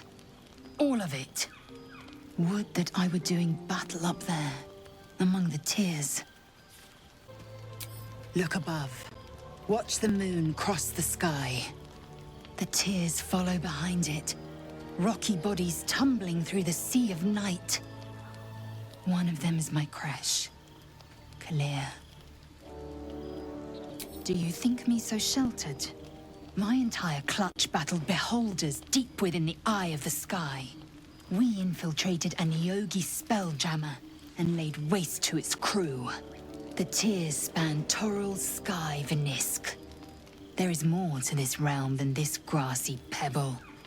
But enough of this. You are wasting your resting time. Come dawn, we resume our search for a creche. How can I help? Think of it as tribute. The kind a king might pay to a more powerful neighbor to avoid invasion. As long as I pay, there will be peace. But should I ever stop, along comes a war. I can assure you, the battlefield would extend well beyond the borders of my body alone. We all have our burdens, one way or the other. We meet again, as predicted. I shall be here in thy camp for whenever thou hast need of my services. Beyond mortal realms, there doth exist an amalgamation of spirits akin to thine own, ensnared by the treacherous cult of the Absolute, felled in its name. They bear great discontentment with their destiny. For a mere pittance of coin, I might summon the worthiest among them to lend aid to thy undertaking. Most willingly, forsooth. Their passions doth run deep for what hath been wrought upon them.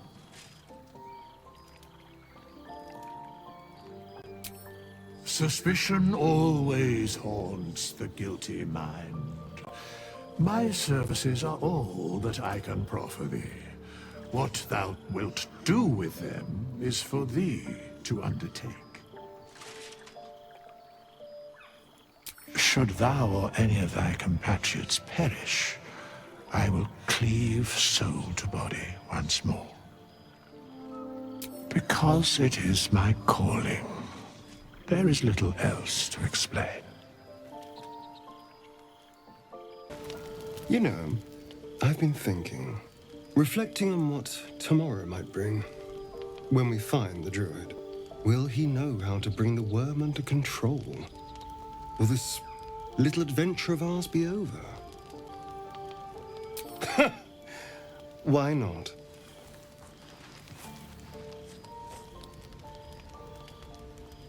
You've been to the Hells and back, survived the crash, survived everything that's followed. I'm not easily impressed by people, but you're stronger than I gave you credit for. A delicious thought, but the right moment. I'm sorry. I need to clear my head. I'll see you later, I'm sure. Sleep tight.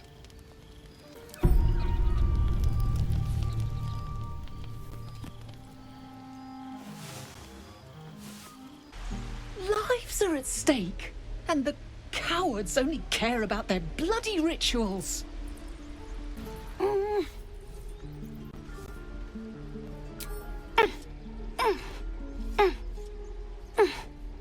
His eyes flicker to yours for an instant, then away, as if it hurts to look at you. Oh, right. Go for the heart. Again. Next time the goblins come, I'll be ready. And again. This is boring. We should train against real goblins. Go on. Give me a best shot.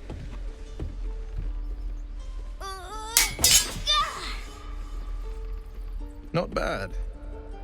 Again.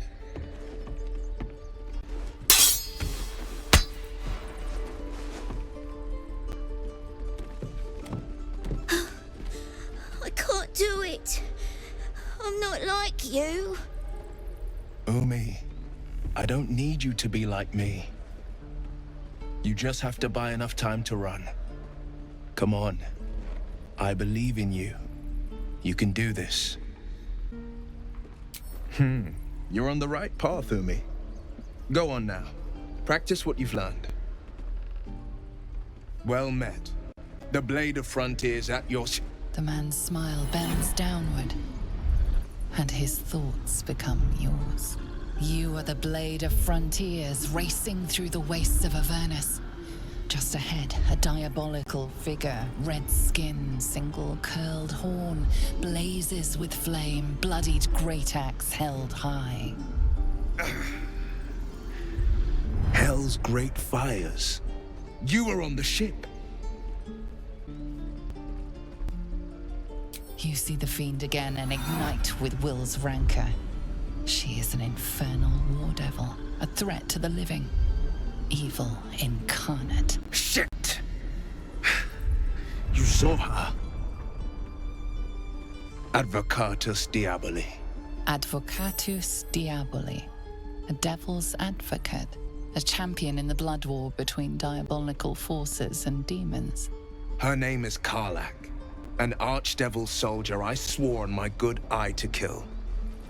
I tracked her through the hells to the Mind Flayer ship, but the damned Illithids infected me before I could end her. She's out there now, preying on the innocent.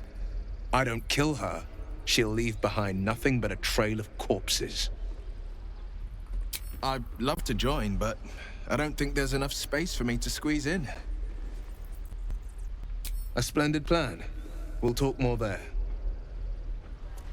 I saw you at the gates. You fight well. A few words for the kids? Spare a story or two.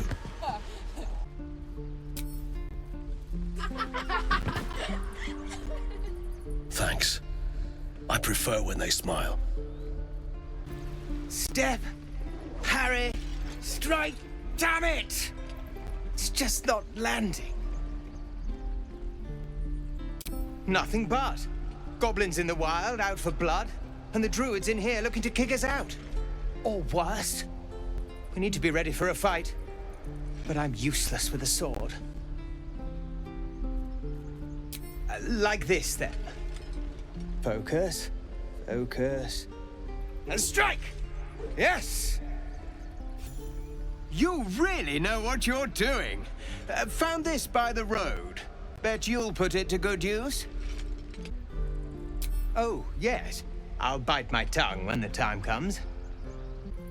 Hopefully, it's just the goblins we have to worry about. The druids are treating us like vermin. But I'll keep at it.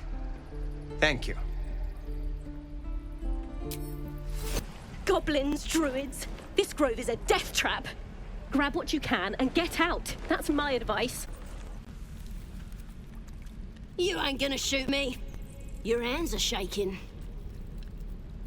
Put it down. She can't fight back. That's the point. Get out of the way! She didn't kill your brother, Arca. You're better than this. Shoot before you lose your nerve, Tiefling. If you ever had it to begin with.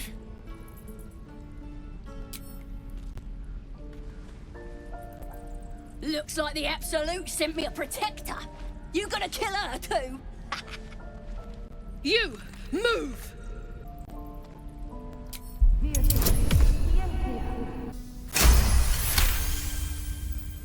Cannon would hate me for this, but he's not here. They took him from me.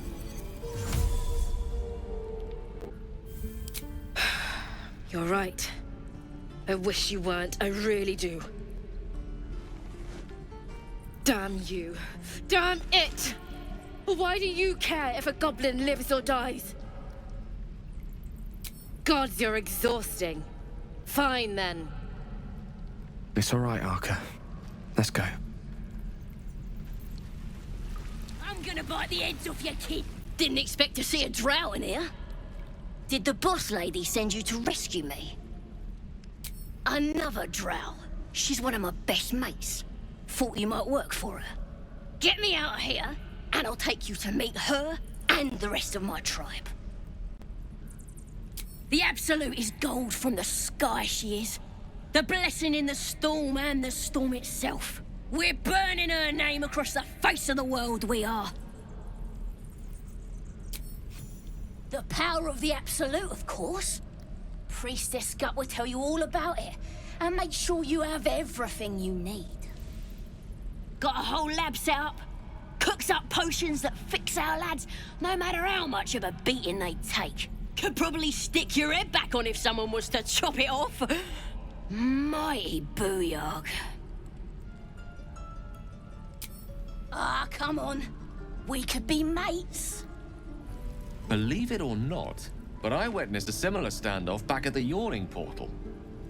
Of course, an establishment like that invites all sorts of outlandish entertainments. An inn in Waterdeep. Ooh, never a dull moment there.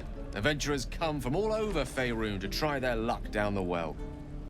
Leads into the Undermountain, you see, full of death, danger, vast amounts of treasure. Hard to resist.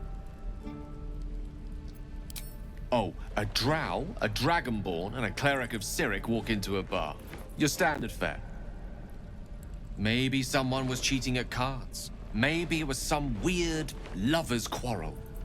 In any case, out came the crossbow, and a hush fell over the entire room. No. Yours truly diffused the situation. I stood up and yelled, "Shadow Dark Ale for everyone!" The crowd cheered.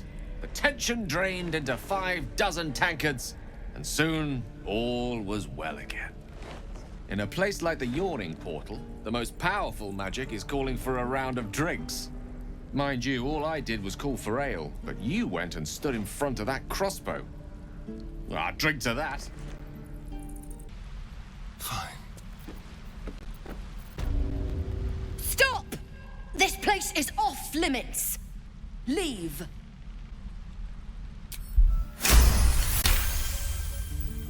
You note her grimace of pain. Something is wrong with her legs. Damn it! Don't look at me like that. You can stay. Just keep your hands to yourself, all right? I just fall back down. Legs are as steady as a foal's. Bloody potion! What? No, the potion worked. I'm strong as a bugbear and fearless. The old lady warned me that this might happen, that it was a side effect. No, she's been nothing but kind to me. Why would she... Sorry, I need a moment. I'm not feeling the best. But I'm sure it'll pass. Did some bleeding arts show up to save the druid? I'll cut you to pieces. Kill him! Oh, thank you. I thought I was gonna die down here. Oh, it's my fault. I thought I'd given them the slip, but they followed me through the tunnel back there. I must tell the others what happened. I stepped careful. There are traps in these tunnels. And thank you again.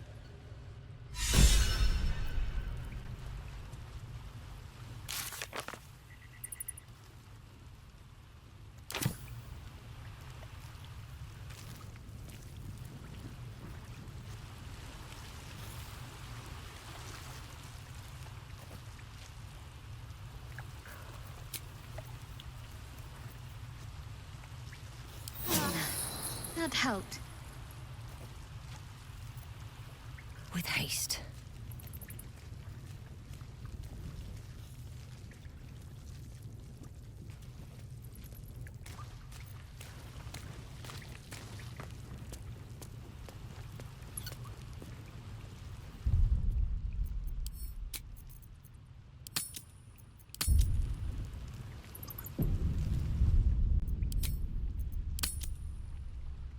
How long do you think we've got before the goblins come?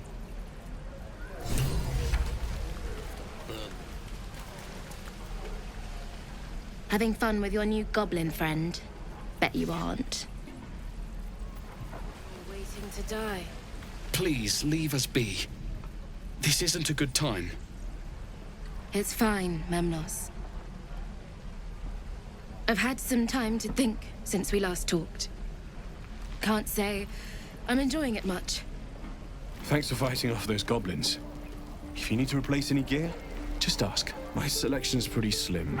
I had to leave most of my equipment in Elturel. Of sorts. Used to be a bread and butter tinsmith before Elturel fell into Avernus. These days my talents are more Eclectic. Learned a lot in my time in the Hells. Hope to forget most of it.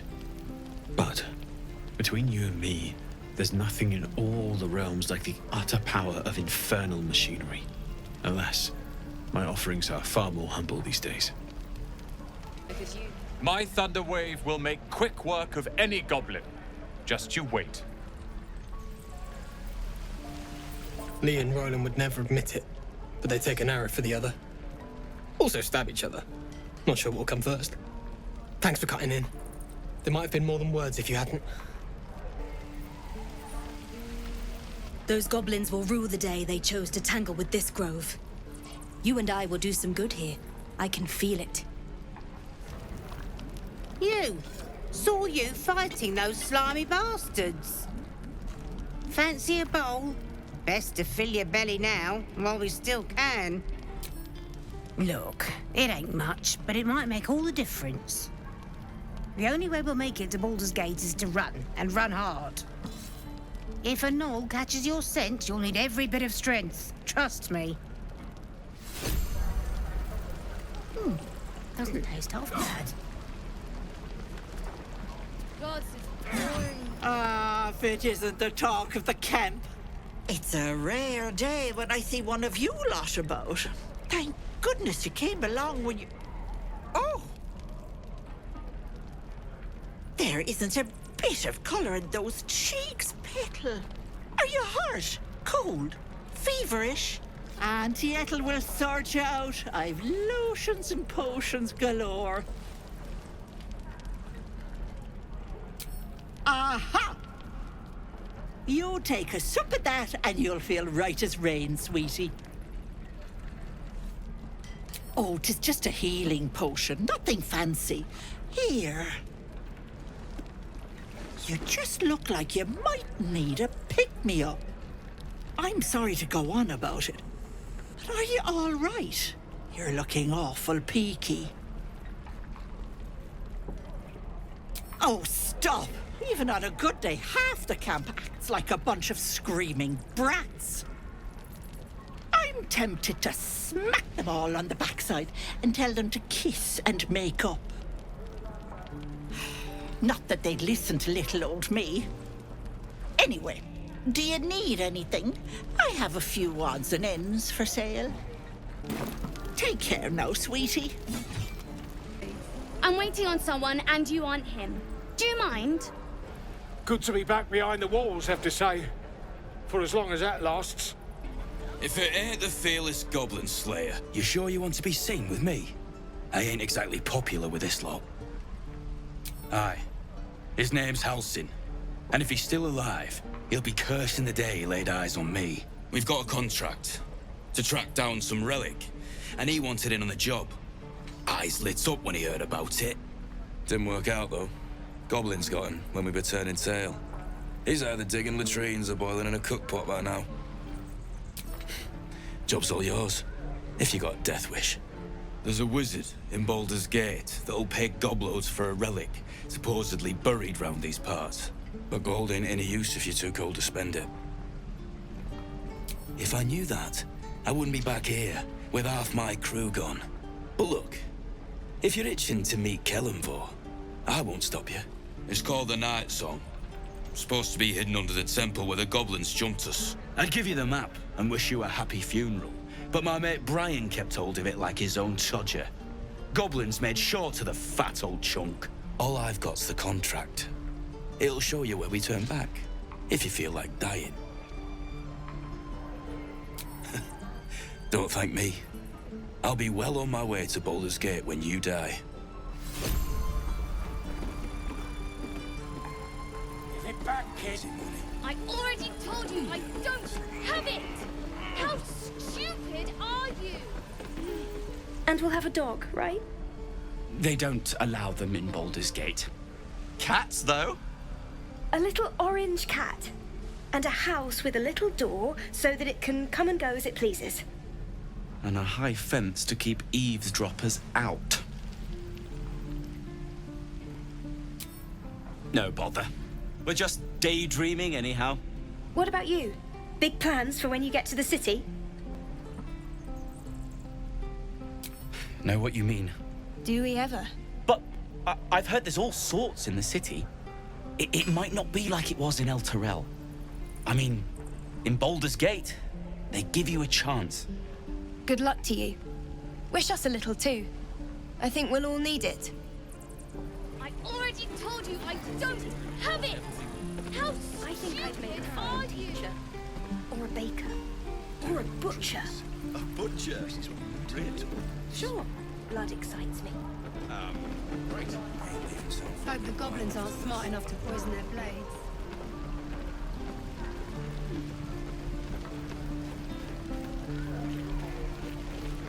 Shame the goblins didn't kill me.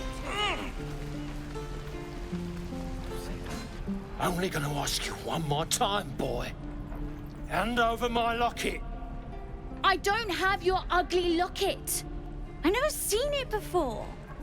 Hand it over or I'll slap the teeth out of your head.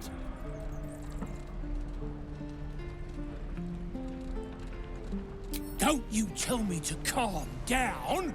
My locket was stolen. I said I don't have it. Maybe he dropped it running away from those big, scary goblins. You little split-tongued freak!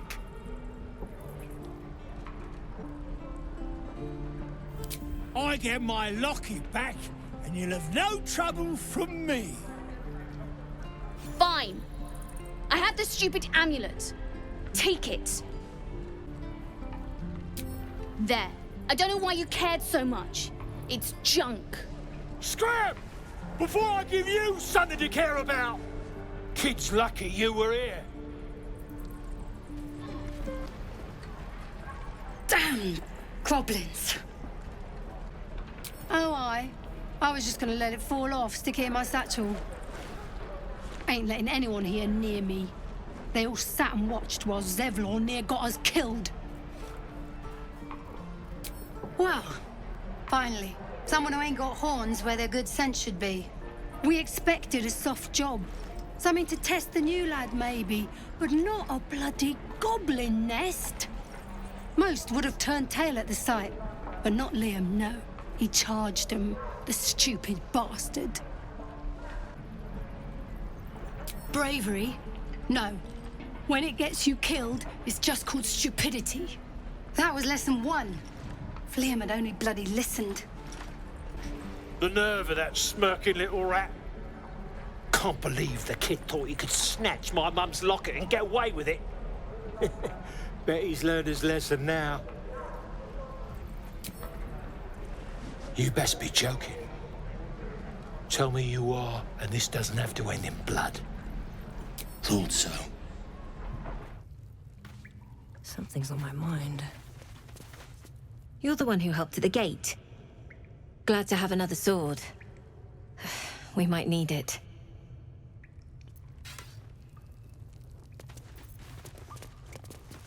I heard what happened. Thank you for protecting the child.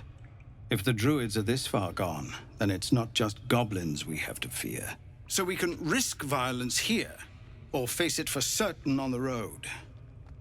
Quite the choice, isn't it? It's good of you to offer, but there's a whole army of goblins out there. We'd need an army of our own to escort us safely to Baldur's Gate. And while I don't doubt your abilities, you're no army. There may be a way, though. Goblins are ill-disciplined. It's unlike them to organize so cleverly. Somebody must be leading them, bringing discipline to their ranks. Take out that leadership, and they'll scatter. It's no small thing to ask, but I've seen you fight. You're equal to the task. Everyone in this camp depends on it. Thank you. We'll be ready to leave as soon as you give word. What then?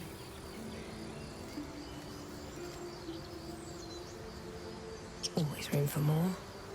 People up ahead. Something's wrong.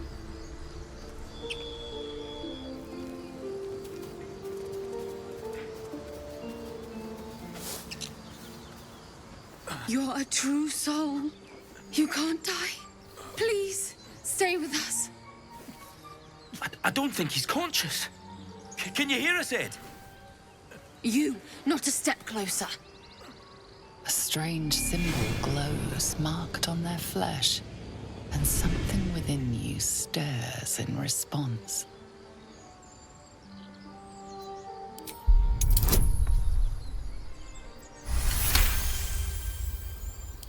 He's hurt badly. An owlbear got him deep. If there's anything you can do... I'm watching you. The injured man locks eyes with you. A familiar squirming churns in your head. Your minds intertwine. You see his siblings, Andric and Brenna, new recruits. Yours to shepherd. Protect them. She is a true soul. Mind her. She will... She...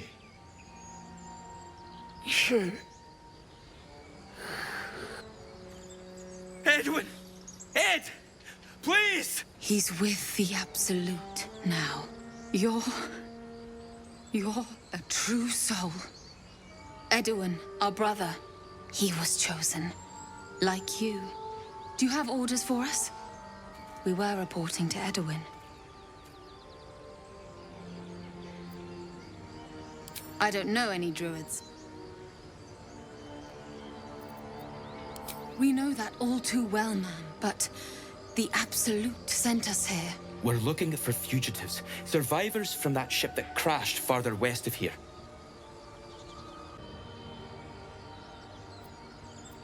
We don't know what they look like, but anyone who survived that crash is bound to be injured. That's enough to get us started. The Absolute wants them found. At any cost. What? Are you testing us?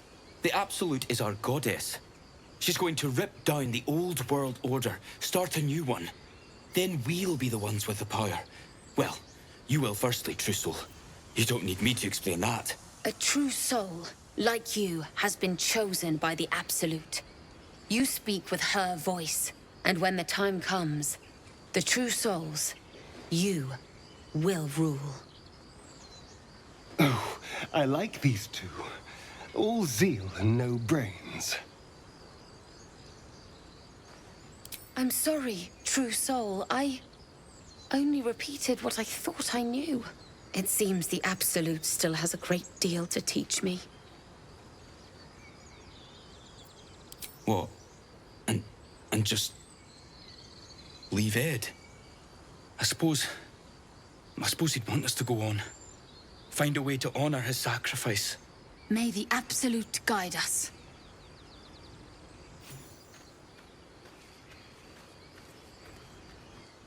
They spoke of the Absolute. Same as that goblin, Sazza.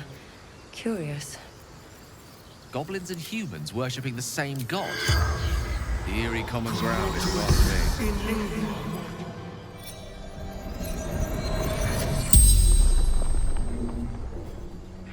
The corpse regards you lifelessly.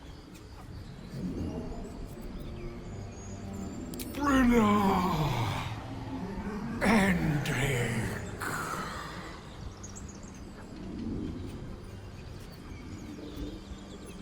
Looking for her weapon. The Absolute.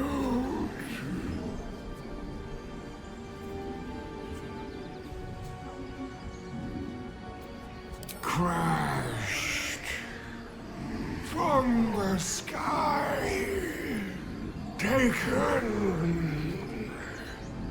by infidels.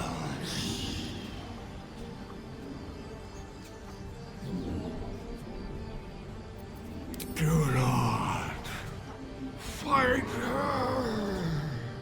Power, such power.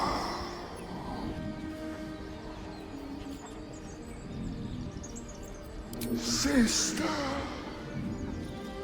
brother, my job to protect them. The spell's power wanes. You can ask no more questions.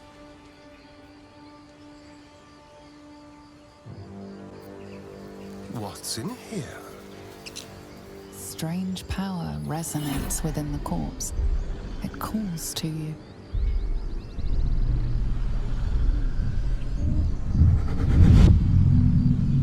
Your limbs move of their own accord. There's something of value here, something your mind craves. Why let its host's memories go to waste? The tadpole has absorbed it all. Its experience could nourish you, strengthen you.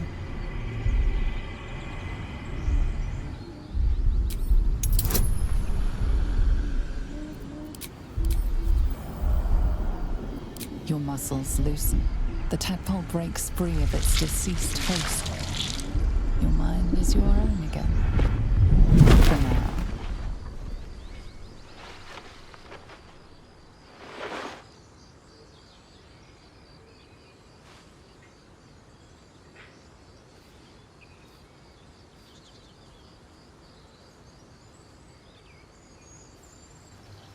The goblins still infest the roads. As long as their leaders live, Zevlor's people are trapped. Karlach's fires raged in Baldur's Gate before she escaped to Avernus, as my source told it, and she was planning to return. One of the archdevils Ariel's own, chaos incarnate, a devil with pure fire for a heart. I made my way to Avernus to stop her. She fled from my reach, even climbed aboard the Mind Flayer ship as it screeched through the hells. I followed in close pursuit. I can't bear to imagine the lives Karlach might be taking, the damage she might be doing. A powerful friend with a keen interest in privacy. I'm sworn to say no more. All right. What else is on your mind?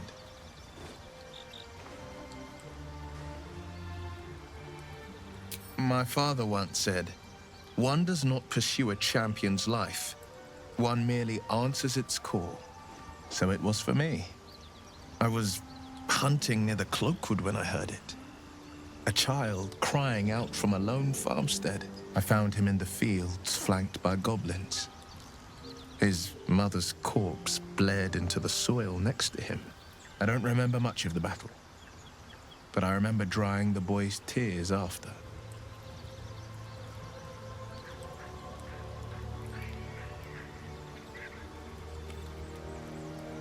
I left him with his uncles. 5 years on, and he's flourishing. If only every child was so lucky. I mourn the ones I could never save, whose cries I never heard. In the boy's tears, I finally saw the suffering wrought by the villains of the wild. The frontiers demanded a blade, and so I heeded.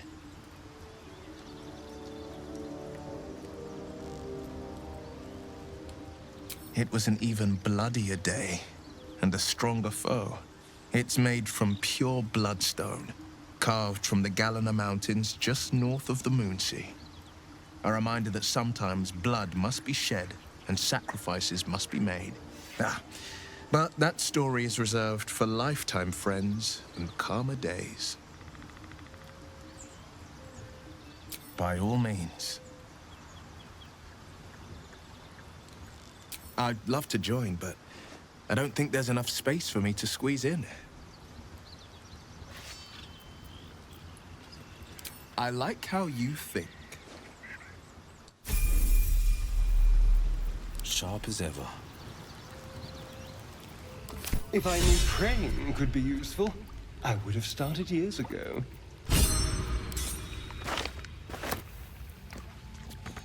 You should leave it, or even destroy it if possible. This rubbish is an offering to Selûne. At best, it's worthless. At worst, who knows? Could be cursed. Do not trifle with that moon witch or her trinkets. Only trouble will follow.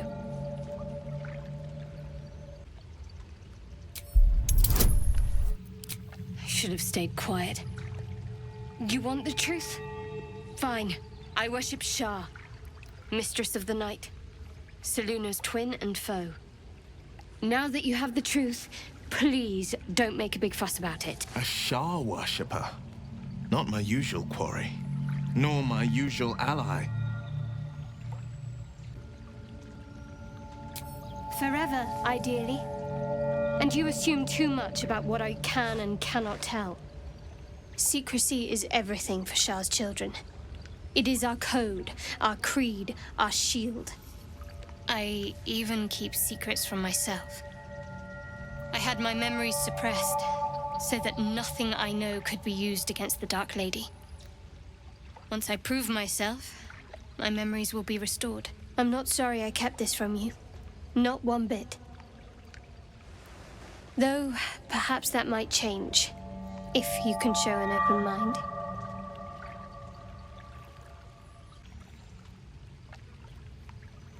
All we can do is try, I suppose.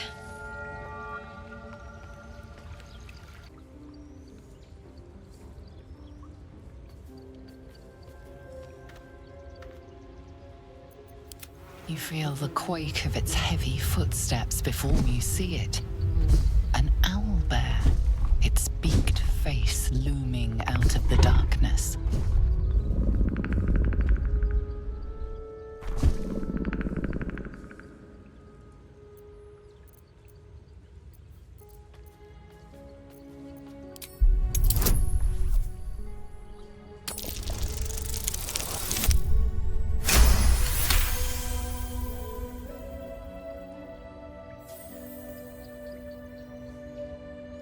The owlbear's one good eye flicks away for a moment.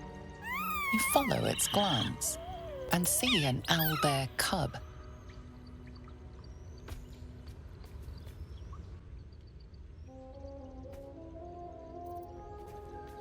The owlbear stares, then sharply inhales your scent. It sits back, its eyes still fixed on you.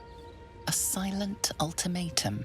You can leave now, or step closer and die. So, we're traveling with the famed Blade of Frontiers. I feel safer already.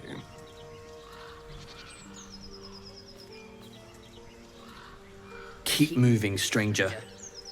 Quietly. I told you to go.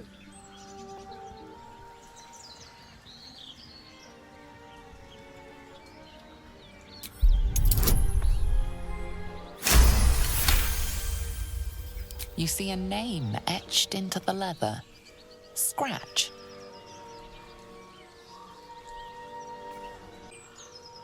You know my name? Interesting. A predator wouldn't care to learn it. Still, you should go. My friend is injured. He needs rest. Of course he will. And then we'll return home. We were attacked. Cackling, furry things on two legs. And their smell, it was strange, rotten, evil. You know the creatures he describes. Gnolls. No, I won't leave him. If it comes to that, I may. Thank you. Well, it's no Baldur's Gate, but at least it's some kind of civilization. I do miss the gate, though. Get over there! Surround them like! You spotted us. Good. It's like they say. No fun in skewing a pig what doesn't know he's cooked. We got you surrounded. Here's how this goes. You take one step further, and we'll fill your front with arrows.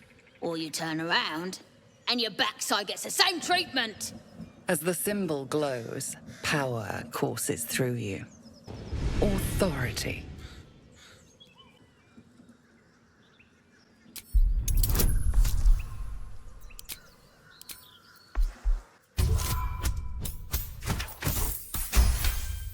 You're a true soul. But my mistake, madam. Your mind lurches, reeling suddenly as if bitten. You'll get no more trouble from us, promise. So, Will with a Y. Why? Why? That's right. But why? Why? A great... So the tadpole allows us to influence others. How very interesting. Don't get too excited. Influence comes at a cost. And until we know what that cost is, the only reasonable approach is a cautious one. You have the ability to manipulate people, make them bend to your every whim, and you'd be cautious about it. That's no fun. Sensible.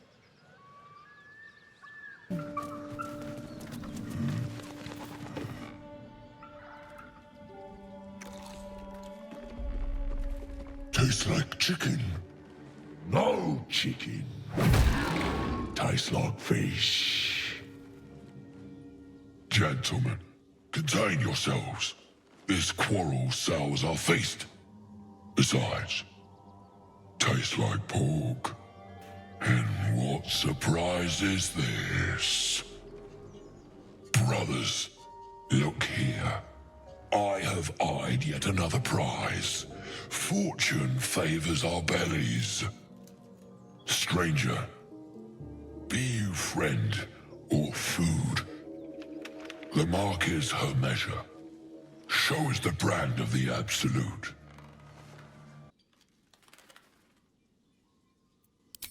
Am I not astonishing? A robust diet makes for a shrewd mind, you see. I am a gourmand. And you, a delicacy. Unless you bear the mark, of course.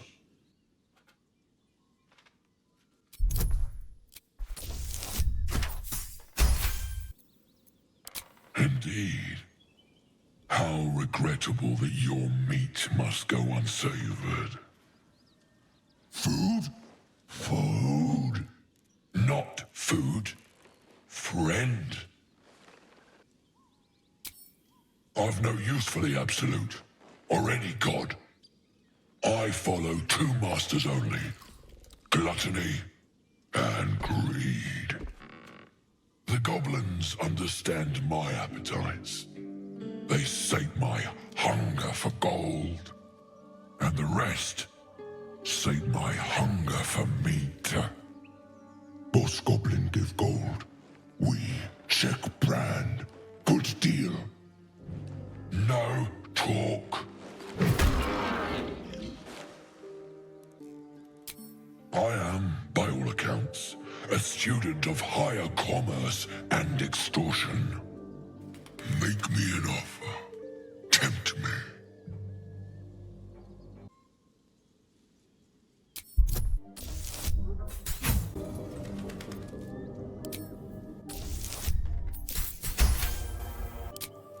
A brilliant notion, and a boon to my aching belly. We have a deal, my tasty kibble. Take my bone horn. One blow, and the ground will quake with my family name. Use it when the need arises, and never a moment before. Ogre kill everyone around, then Ogre eats them. Well spoken, indeed. Ogre kill everyone around.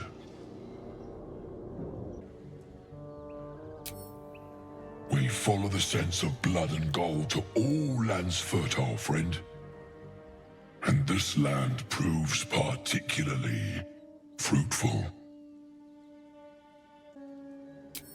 We will keep close.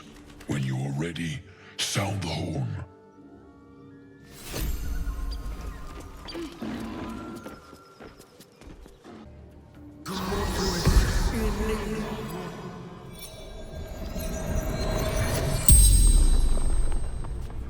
The tiefling's corpse stirs with the spell.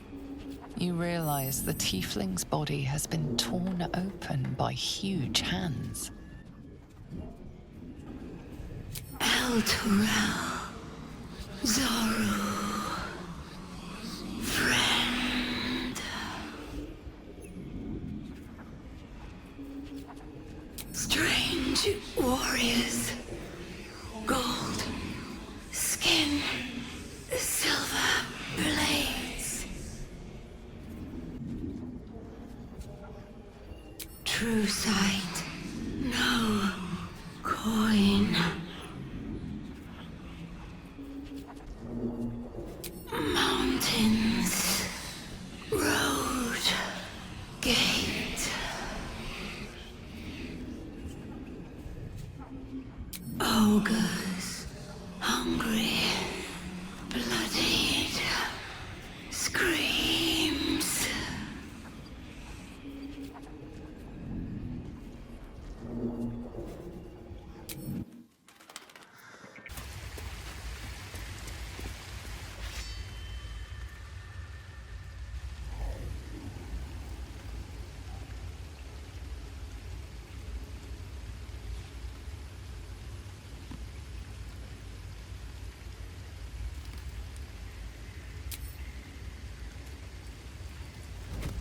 Oh. My, you startled me. It's miles away. No, she's no one, really. I was just practicing an incantation.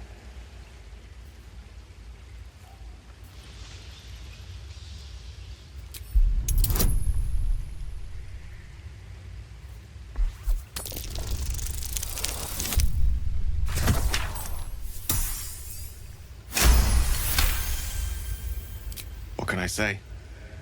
She's Mistra. I can't quite describe it. The need I sometimes feel to see her. To draw the filaments of fantasy into existence. No sculpture or painting could ever do her justice. Only the fabric that she herself is and embodies.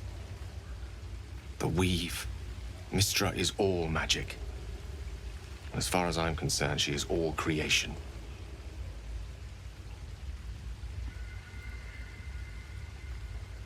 It is a kind of love, after all. At the very least, the most deep-seated passion. Magic is my life. I've been in touch with the weave for as long as I can remember. There's nothing like it. It's like music, poetry, physical beauty, all rolled into one and given expression through the senses. Would you like to experience this? Then follow my lead.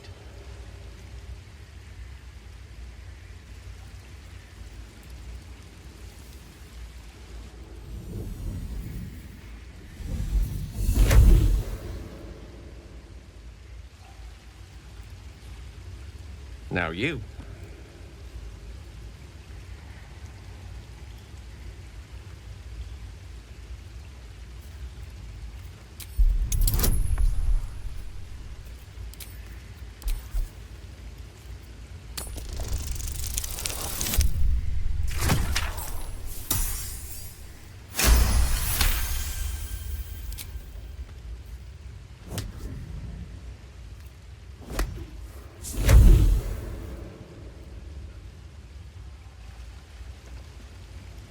You feel something strange, like a kind word and a kind touch at the same time.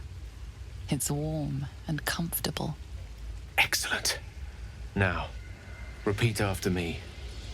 Athran Mistraril Kantrak Eo.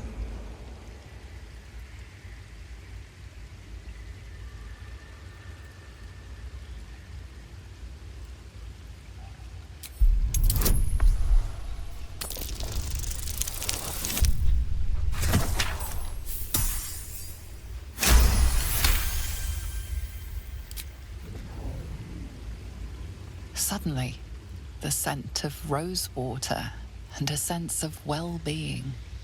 A sliver of weave that tastes sweet on the tongue. Very good.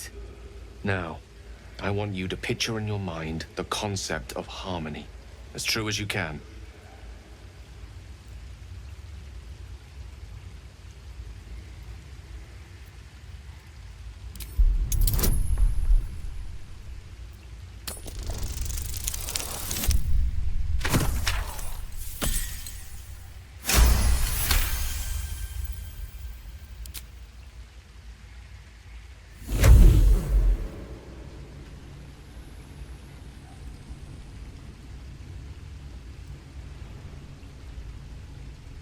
You see, or is it sense, the presence of a woman.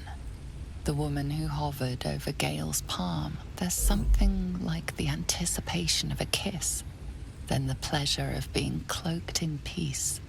You are safe. You are nestled in the cup of Mystra's hand. You did it! You're channeling the weave. How does it feel?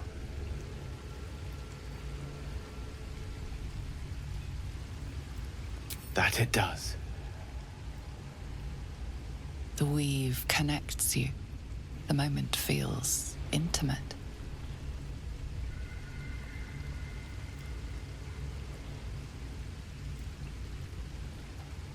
You realize the weave is making you one.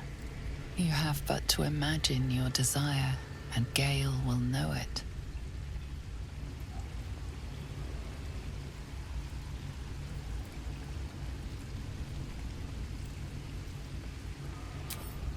I didn't think. You perceive quick-fire gusts of embarrassment, trepidation, and finally, elation. Sorry, I wasn't expecting. But it is a pleasant image, to be sure. Most pleasant, in fact. Most welcome. The weave evaporates, and as it does so, you realize the night feels suddenly cold and lonesome. Oh. There it goes. How easily things slip away from us, no matter how hard they were in the obtaining. Good night. I enjoyed sharing a moment of magic with you.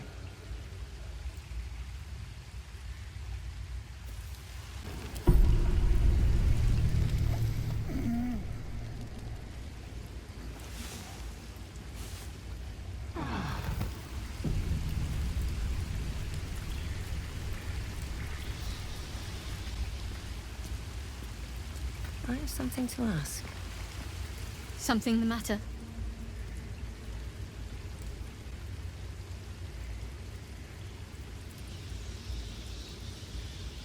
You already know my biggest secrets. What more can you ask? She took me in when no one else would. Without her, I wouldn't be alive. She's my mother. She nurtures me, cares for me, loves me. Don't believe the lies the Selûnites tell. What, besides my life's calling and the greatest problem I've ever faced? Well, I like night orchids and can't swim. Is that the sort of thing you meant? It's a deal. No, I can't. Quite literally, I mean. With my memories suppressed, I can't betray Shah's secrets. But I can't remember much of myself either. If I manage to return to Baldur's Gate and fulfill Shah's mission, then my memories will be restored. Of course. It is an act of faith, not to be undertaken lightly. Shah will reward me when I succeed. There's no story. None that you're entitled to hear, anyway. Just forget you ever saw it.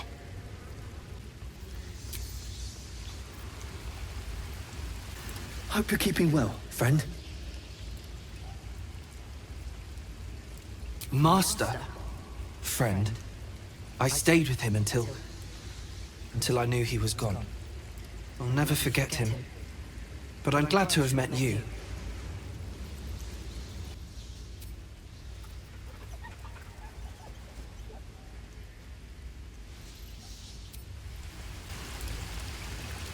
Still breathing, despite everything.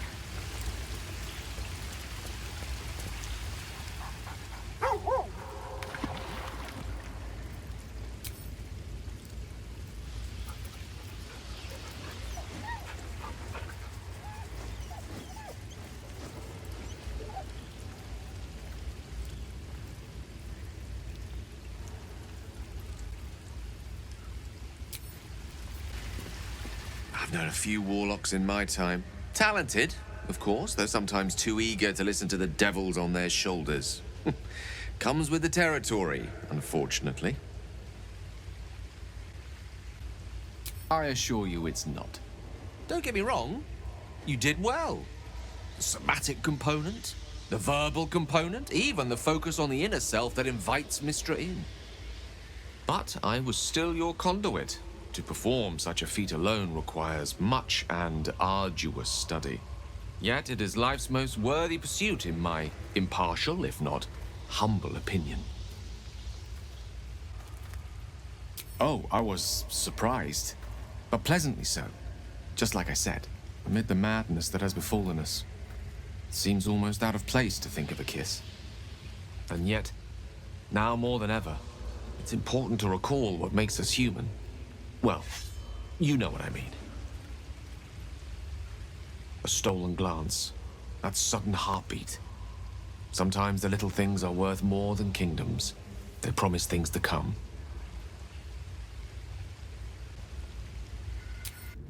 Speak your name.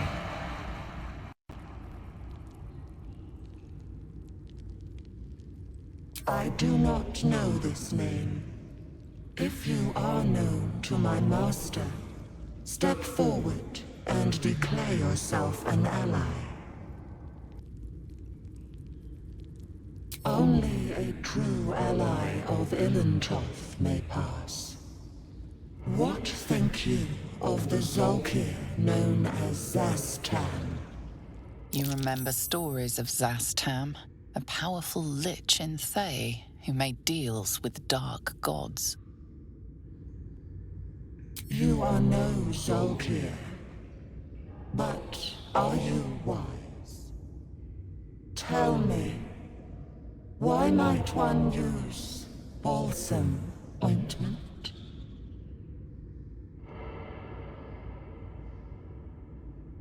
Acceptable, finally. If you could see anything in me, what would it be?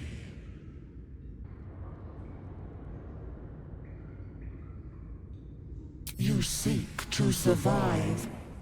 You seek power. Be welcome.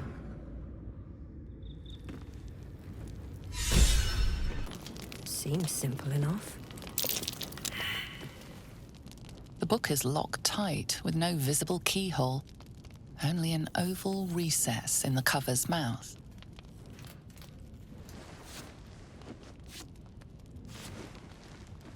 You try to examine the book, but the longer you stare, the more those piercing amethyst eyes draw you in. Curious.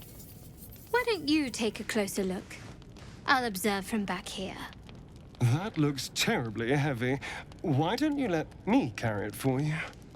We surely shouldn't leave such a threat out, where anyone could stumble across it.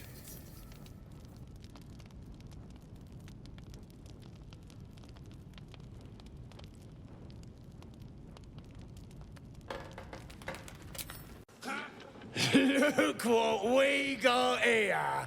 Another little birdie wanting to fly! Stop this thing! Flap those wings some more, and I'll feed you a worm. And you! Hope you got a stomach for heights! What's it bloody look like?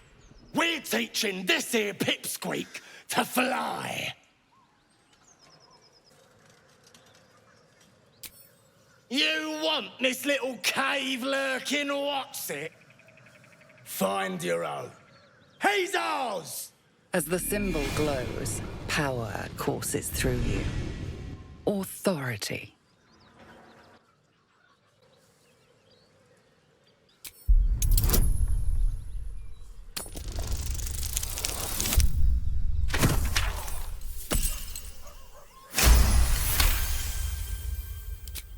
I ain't got much stomach for a fight.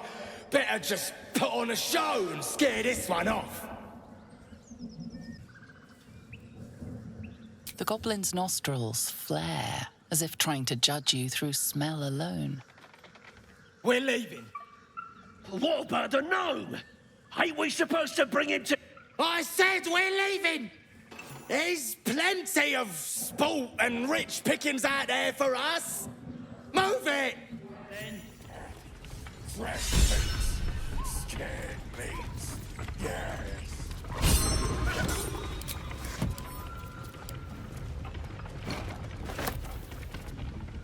Shadowheart's attention is fixed on a damaged old statue.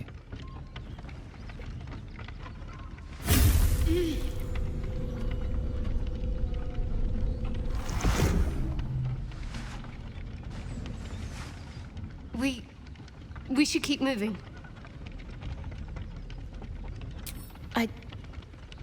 I don't know exactly. Lady Shah, protect me.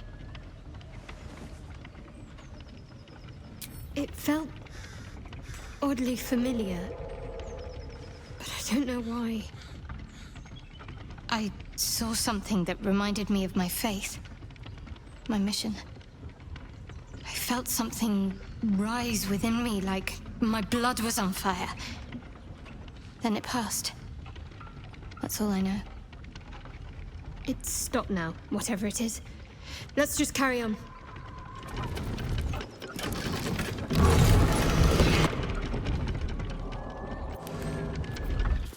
Cut me loose!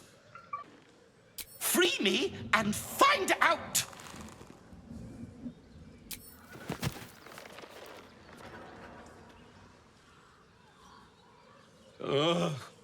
Baga Kamara. Those pustulant thugs! Well, get on with it. Whatever you are.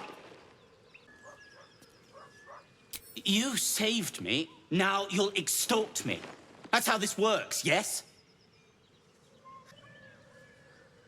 Nothing? My own fault, really. I should have dropped my pack and outrun those bastards. Alas. Take my pack, if you can find it. The only reason those goblins caught me was its weight. I'll travel lightly from now on. Ignorance is alive and well, it seems. Deep gnomes aren't restricted to the Underdark, you know. I've lived in Baldur's Gate for years. I'm in search of a friend. I fear he's in trouble. See this? I gave it to him years ago before I left home. I found it around the neck of a thug in the lower city. It was speckled with blood. My friend, nowhere to be found. But I still have hope. I have reason to believe he's in the Underdark. Hopefully, I'll pick up his trail from there. I always help my friends. On that note, I bid thee farewell. If we should meet again, well, we will have met again. A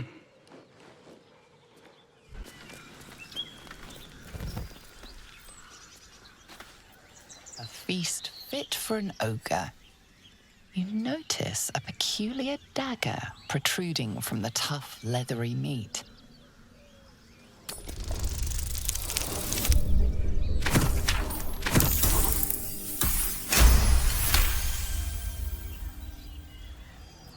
You notice the blade is at an angle to the meat's grain. If you align the dagger with the grain, it should slip out easily. Thanks to your keen eye, the dagger glides smoothly out of the mystery meat. As you approach, a guttural scream and a succession of quick bangs rattle the door. Then, a low moan. Someone, or something, is having a bit of fun. Go away! Leave it. Whoever's inside doesn't want an audience, and I don't want to fight. You hear another muffled cry. The two inside are still in the throes of passion.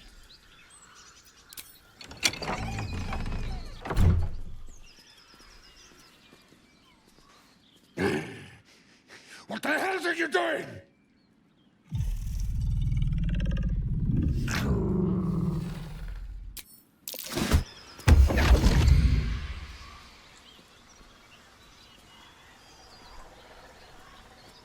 My, what manner of place is this?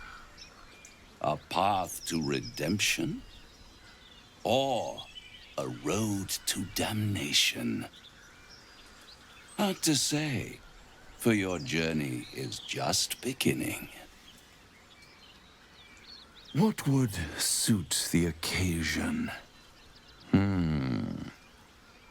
The words to a lullaby, perhaps. The mouse smiled brightly. It outfoxed the cat. Then down came the claw. And that, love, was that. They do know how to write them in Cormier, don't they? Well met, I am Raphael. Very much at your service.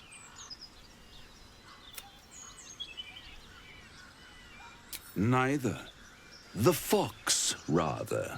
Hiding, in a word. A silent observer, about to break the silence. Of course, what I have to say merits some privacy, as well as some more, let's call it, refinement. This quaint little scene is decidedly too middle of nowhere for my tastes. Come.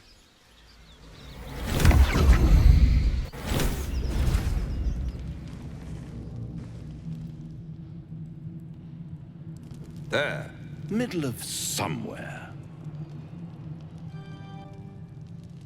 The House of Hope, where the tired come to rest and the famished come to feed lavishly. Go on, partake, enjoy your supper. After all, it might just be your last.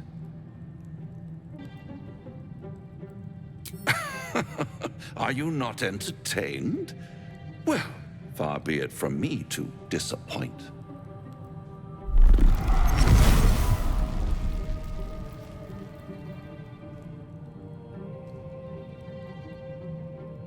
What's better than a devil you don't know? A devil you do.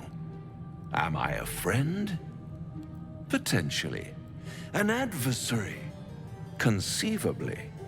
But a savior? That's for certain.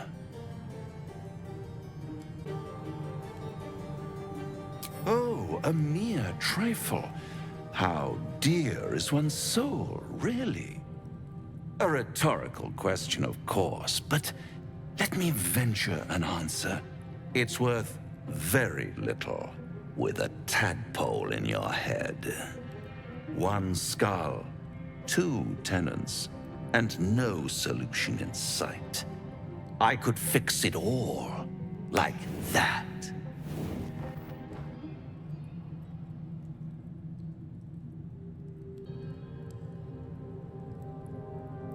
And what is madness but a denial of reality? Still, I've a feeling you'll change your mind before it's changed for you. Try to cure yourself, shop around, beg, borrow, and steal. Exhaust every possibility until none are left. And when hope has been whittled down to the very marrow of despair, that's when you'll come knocking on my door. Hope. Such a tease. I'll be around, watching you squirm like a tadpole through a nice, juicy brain. All those pretty little symptoms, sundering skin, dissolving guts, they haven't manifested yet, have they? One might say you're a paragon of luck. I'll be there when it runs out.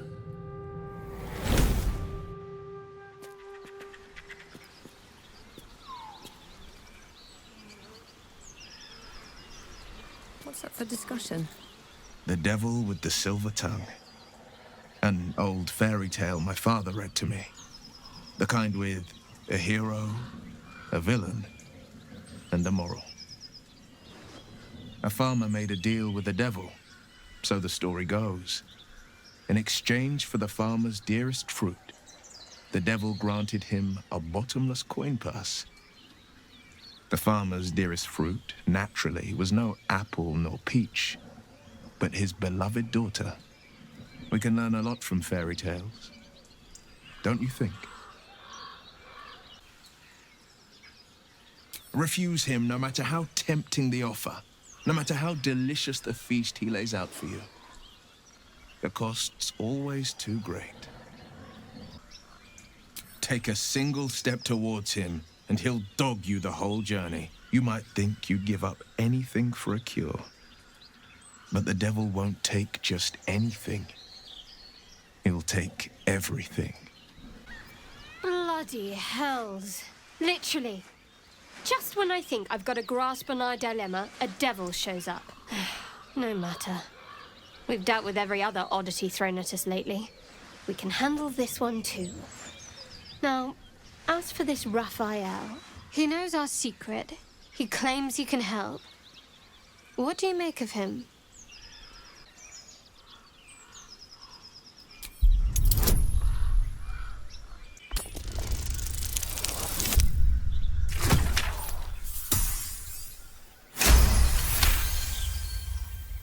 Anticipation. She is testing me somehow. About Raphael. Actually, yes, you're right. Very intuitive. Clearly the devil was trying to sow doubt among us. He's clever. My order uses the same tactic when dealing with enemies of Shah. You don't need a scourge or a rack to break people. Fear and self-doubt is sufficient. When actual pain comes, the victim's already done the heavy lifting for their torturer. There were no right answers with that devil. He was toying with his food. Us. I respect his craft. As should you. Watch out for that devil.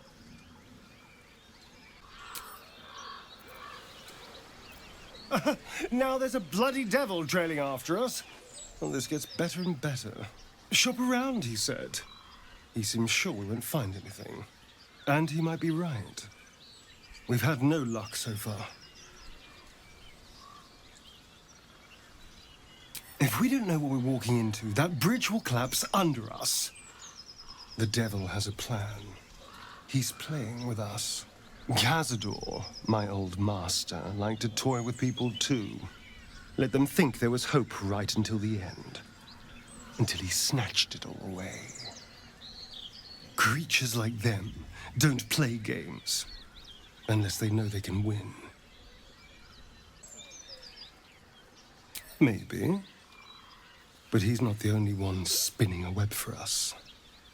This is no ordinary mind flayer parasite. Who tampered with it, and why?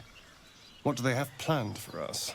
And why are we important enough that a devil comes knocking on our door? If we find those answers, we might have a chance. There you are, my friend. Oh, That. A scratch. I ran afoul of a bear. He took a little of my blood. I took all of his. So's any meal worth having. It's nothing compared to, well, other things I could be dining on, but significantly better than the rats and bugs Cazador served me. Not at all. Blood is life essence, and some creatures have so much more life than others. Cazador gave me just enough to keep me, well, alive, for lack of a better word, but never more than that. Still, that was the past. I'll never have to grovel for him again. Exactly. I can be better than him. Stronger. More powerful. More... Oh. You meant be kinder. Pet bunnies, that sort of thing. I've no objection to being nice, of course, once I have the power to bend others to my will.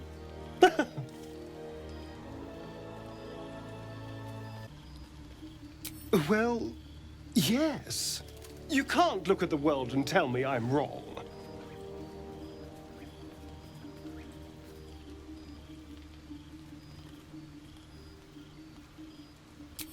Let them.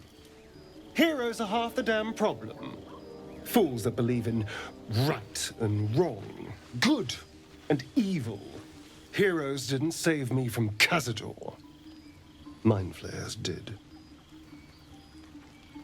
They gave me a gift. The strength to take my own freedom. I'm embracing this power. You should too. Do you feel as flattered as I do? Fighter to dine with a devil.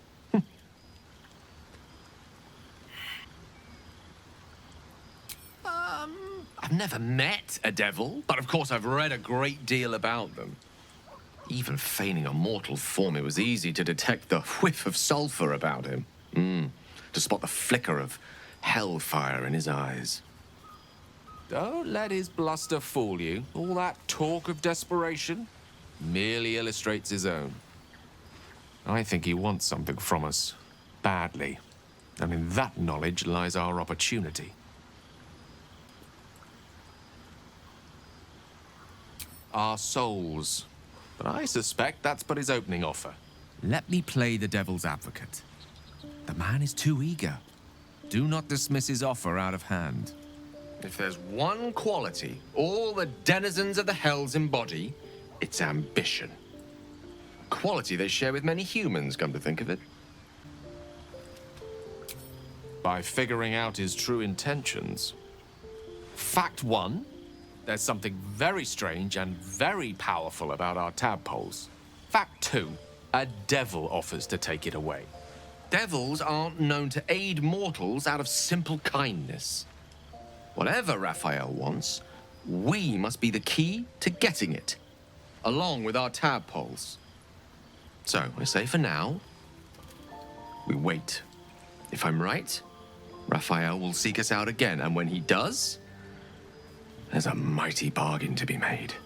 Remember his Cormyrean rhyme? Down came the claw. Perhaps we should start growing our nails. Shah's blessings upon you.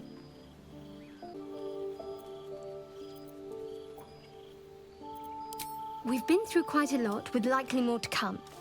Care to narrow it down a little? Must I? Thinking about it won't help. We know what to do, so let's do it. Find a way to rid ourselves of these things. Personally, I think finding this Halcyon is our best bet. If we're truly desperate, we can try to convince that goblin gut in assisting us. I'm not too hopeful that a Gith Kresh will actually prove our salvation, but worth keeping in mind. I suppose we'd go our separate ways. Not a slight on your company, of course. Home. Baldur's Gate. There's someone waiting for me there. Someone I have to reach. As soon as possible. Let's just say it's a very personal, very private acquaintance.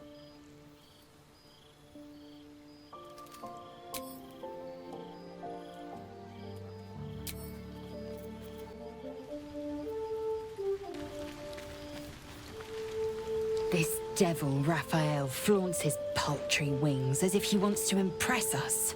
You saw the red dragon slaying his infernal kin above hell's fires, did you not? Next to a dragon, the devil's a gnat. When I am Kithrak, I will take my Queen Vlaakith his head as a trophy. Githyanki Knights, the riders that chase the Nautiloid. They are the commissars and enforcers of my Queen Vlaakith's will. Vlaakith bestows no greater honor. To wield a Kithrak silver sword is my destiny. I will earn my Queen's favor, and I will conquer every layer of hell should she command it.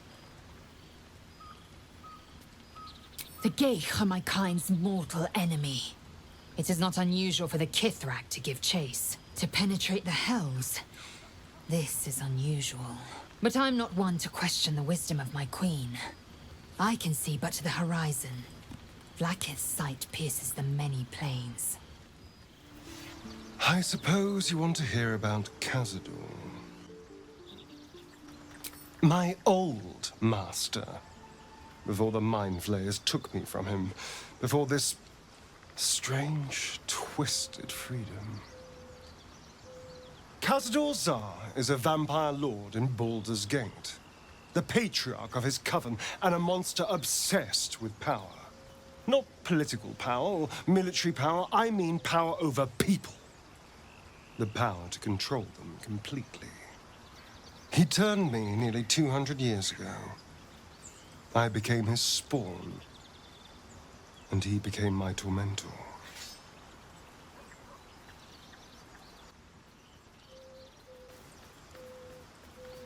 Not him, no. A gang of thugs attacked me, angry about a ruling that I'd handed down as magistrate. They beat me to death's door when Khazad-dûr appeared. He chased them off and offered to save me, to give me eternal life. Given that my choices were eternal life or bleed to death on the street, I took him up on the offer. It was only afterwards I realized just how long eternity could be.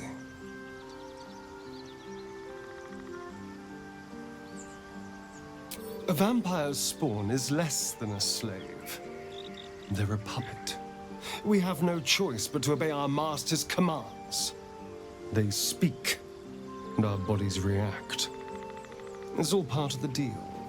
Sometimes he'd order us to submit to torture. Sometimes he'd have us torture ourselves. Whatever his weather-vane mood settled on.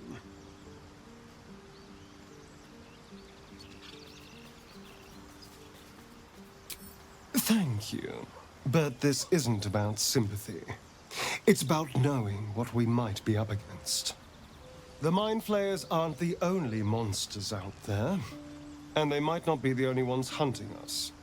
All I'm asking is that you keep your eyes open and watch out for anything lurking in the shadows. What more could I ask? Now, is that all?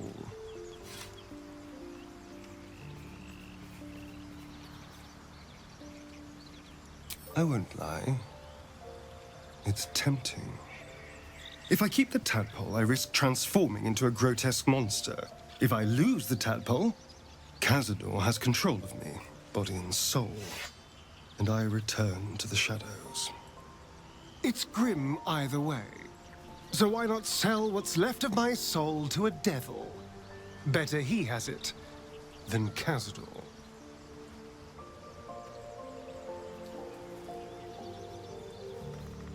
I'm glad to hear it. Whatever's coming, we need to keep our options open.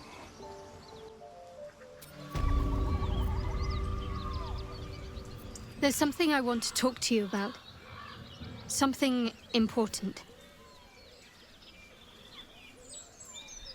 I could have died in that pod, back on the Nautiloid.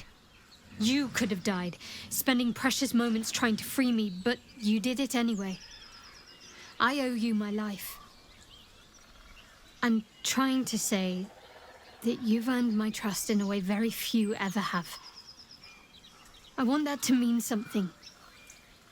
I want you to know more about me, at least from what I can remember.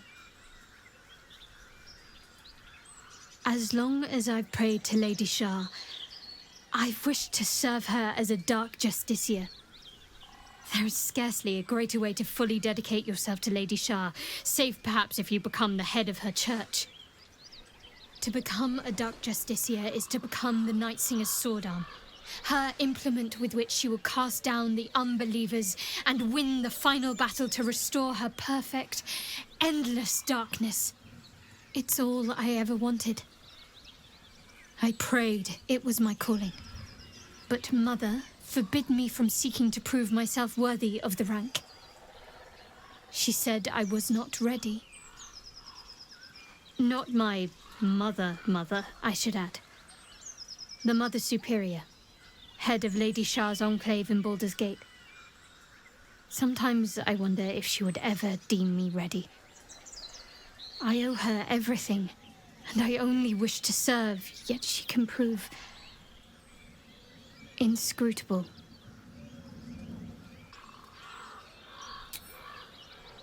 I don't know.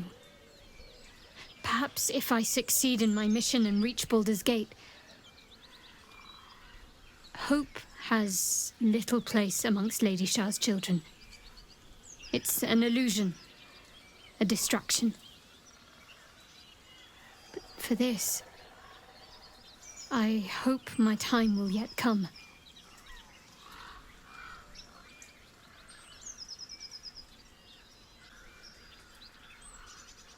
Dark Justiciars are hated by many, judged to be ruthless fanatics. Even the few who would accept a follower of Lady Shah would likely balk at a Justiciar in their midst. But there's a simpler answer to your question. I simply forgot about the desire I had until I saw some things that reminded me. Now, I can't get it out of my mind. Thank you. I had a feeling you'd be understanding. The wound on my hand. It never quite heals. And sometimes it causes terrible pain to rip through me. It's my burden, though, from Lady Shah. I can feel her influence somehow. I don't think so, but you're sweet to ask. Maybe just be patient the next time you see me wince or cry out. It'll pass quickly enough. It always does. Pain is sacred to followers of Lady Shah. Pain will give way to loss and then to the peace of her eternal darkness. You can tolerate a great deal of suffering so long as it has meaning.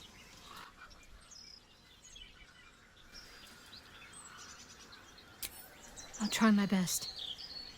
But secrecy is ingrained in me. Lady Shah considers it greater protection than any shield or armor.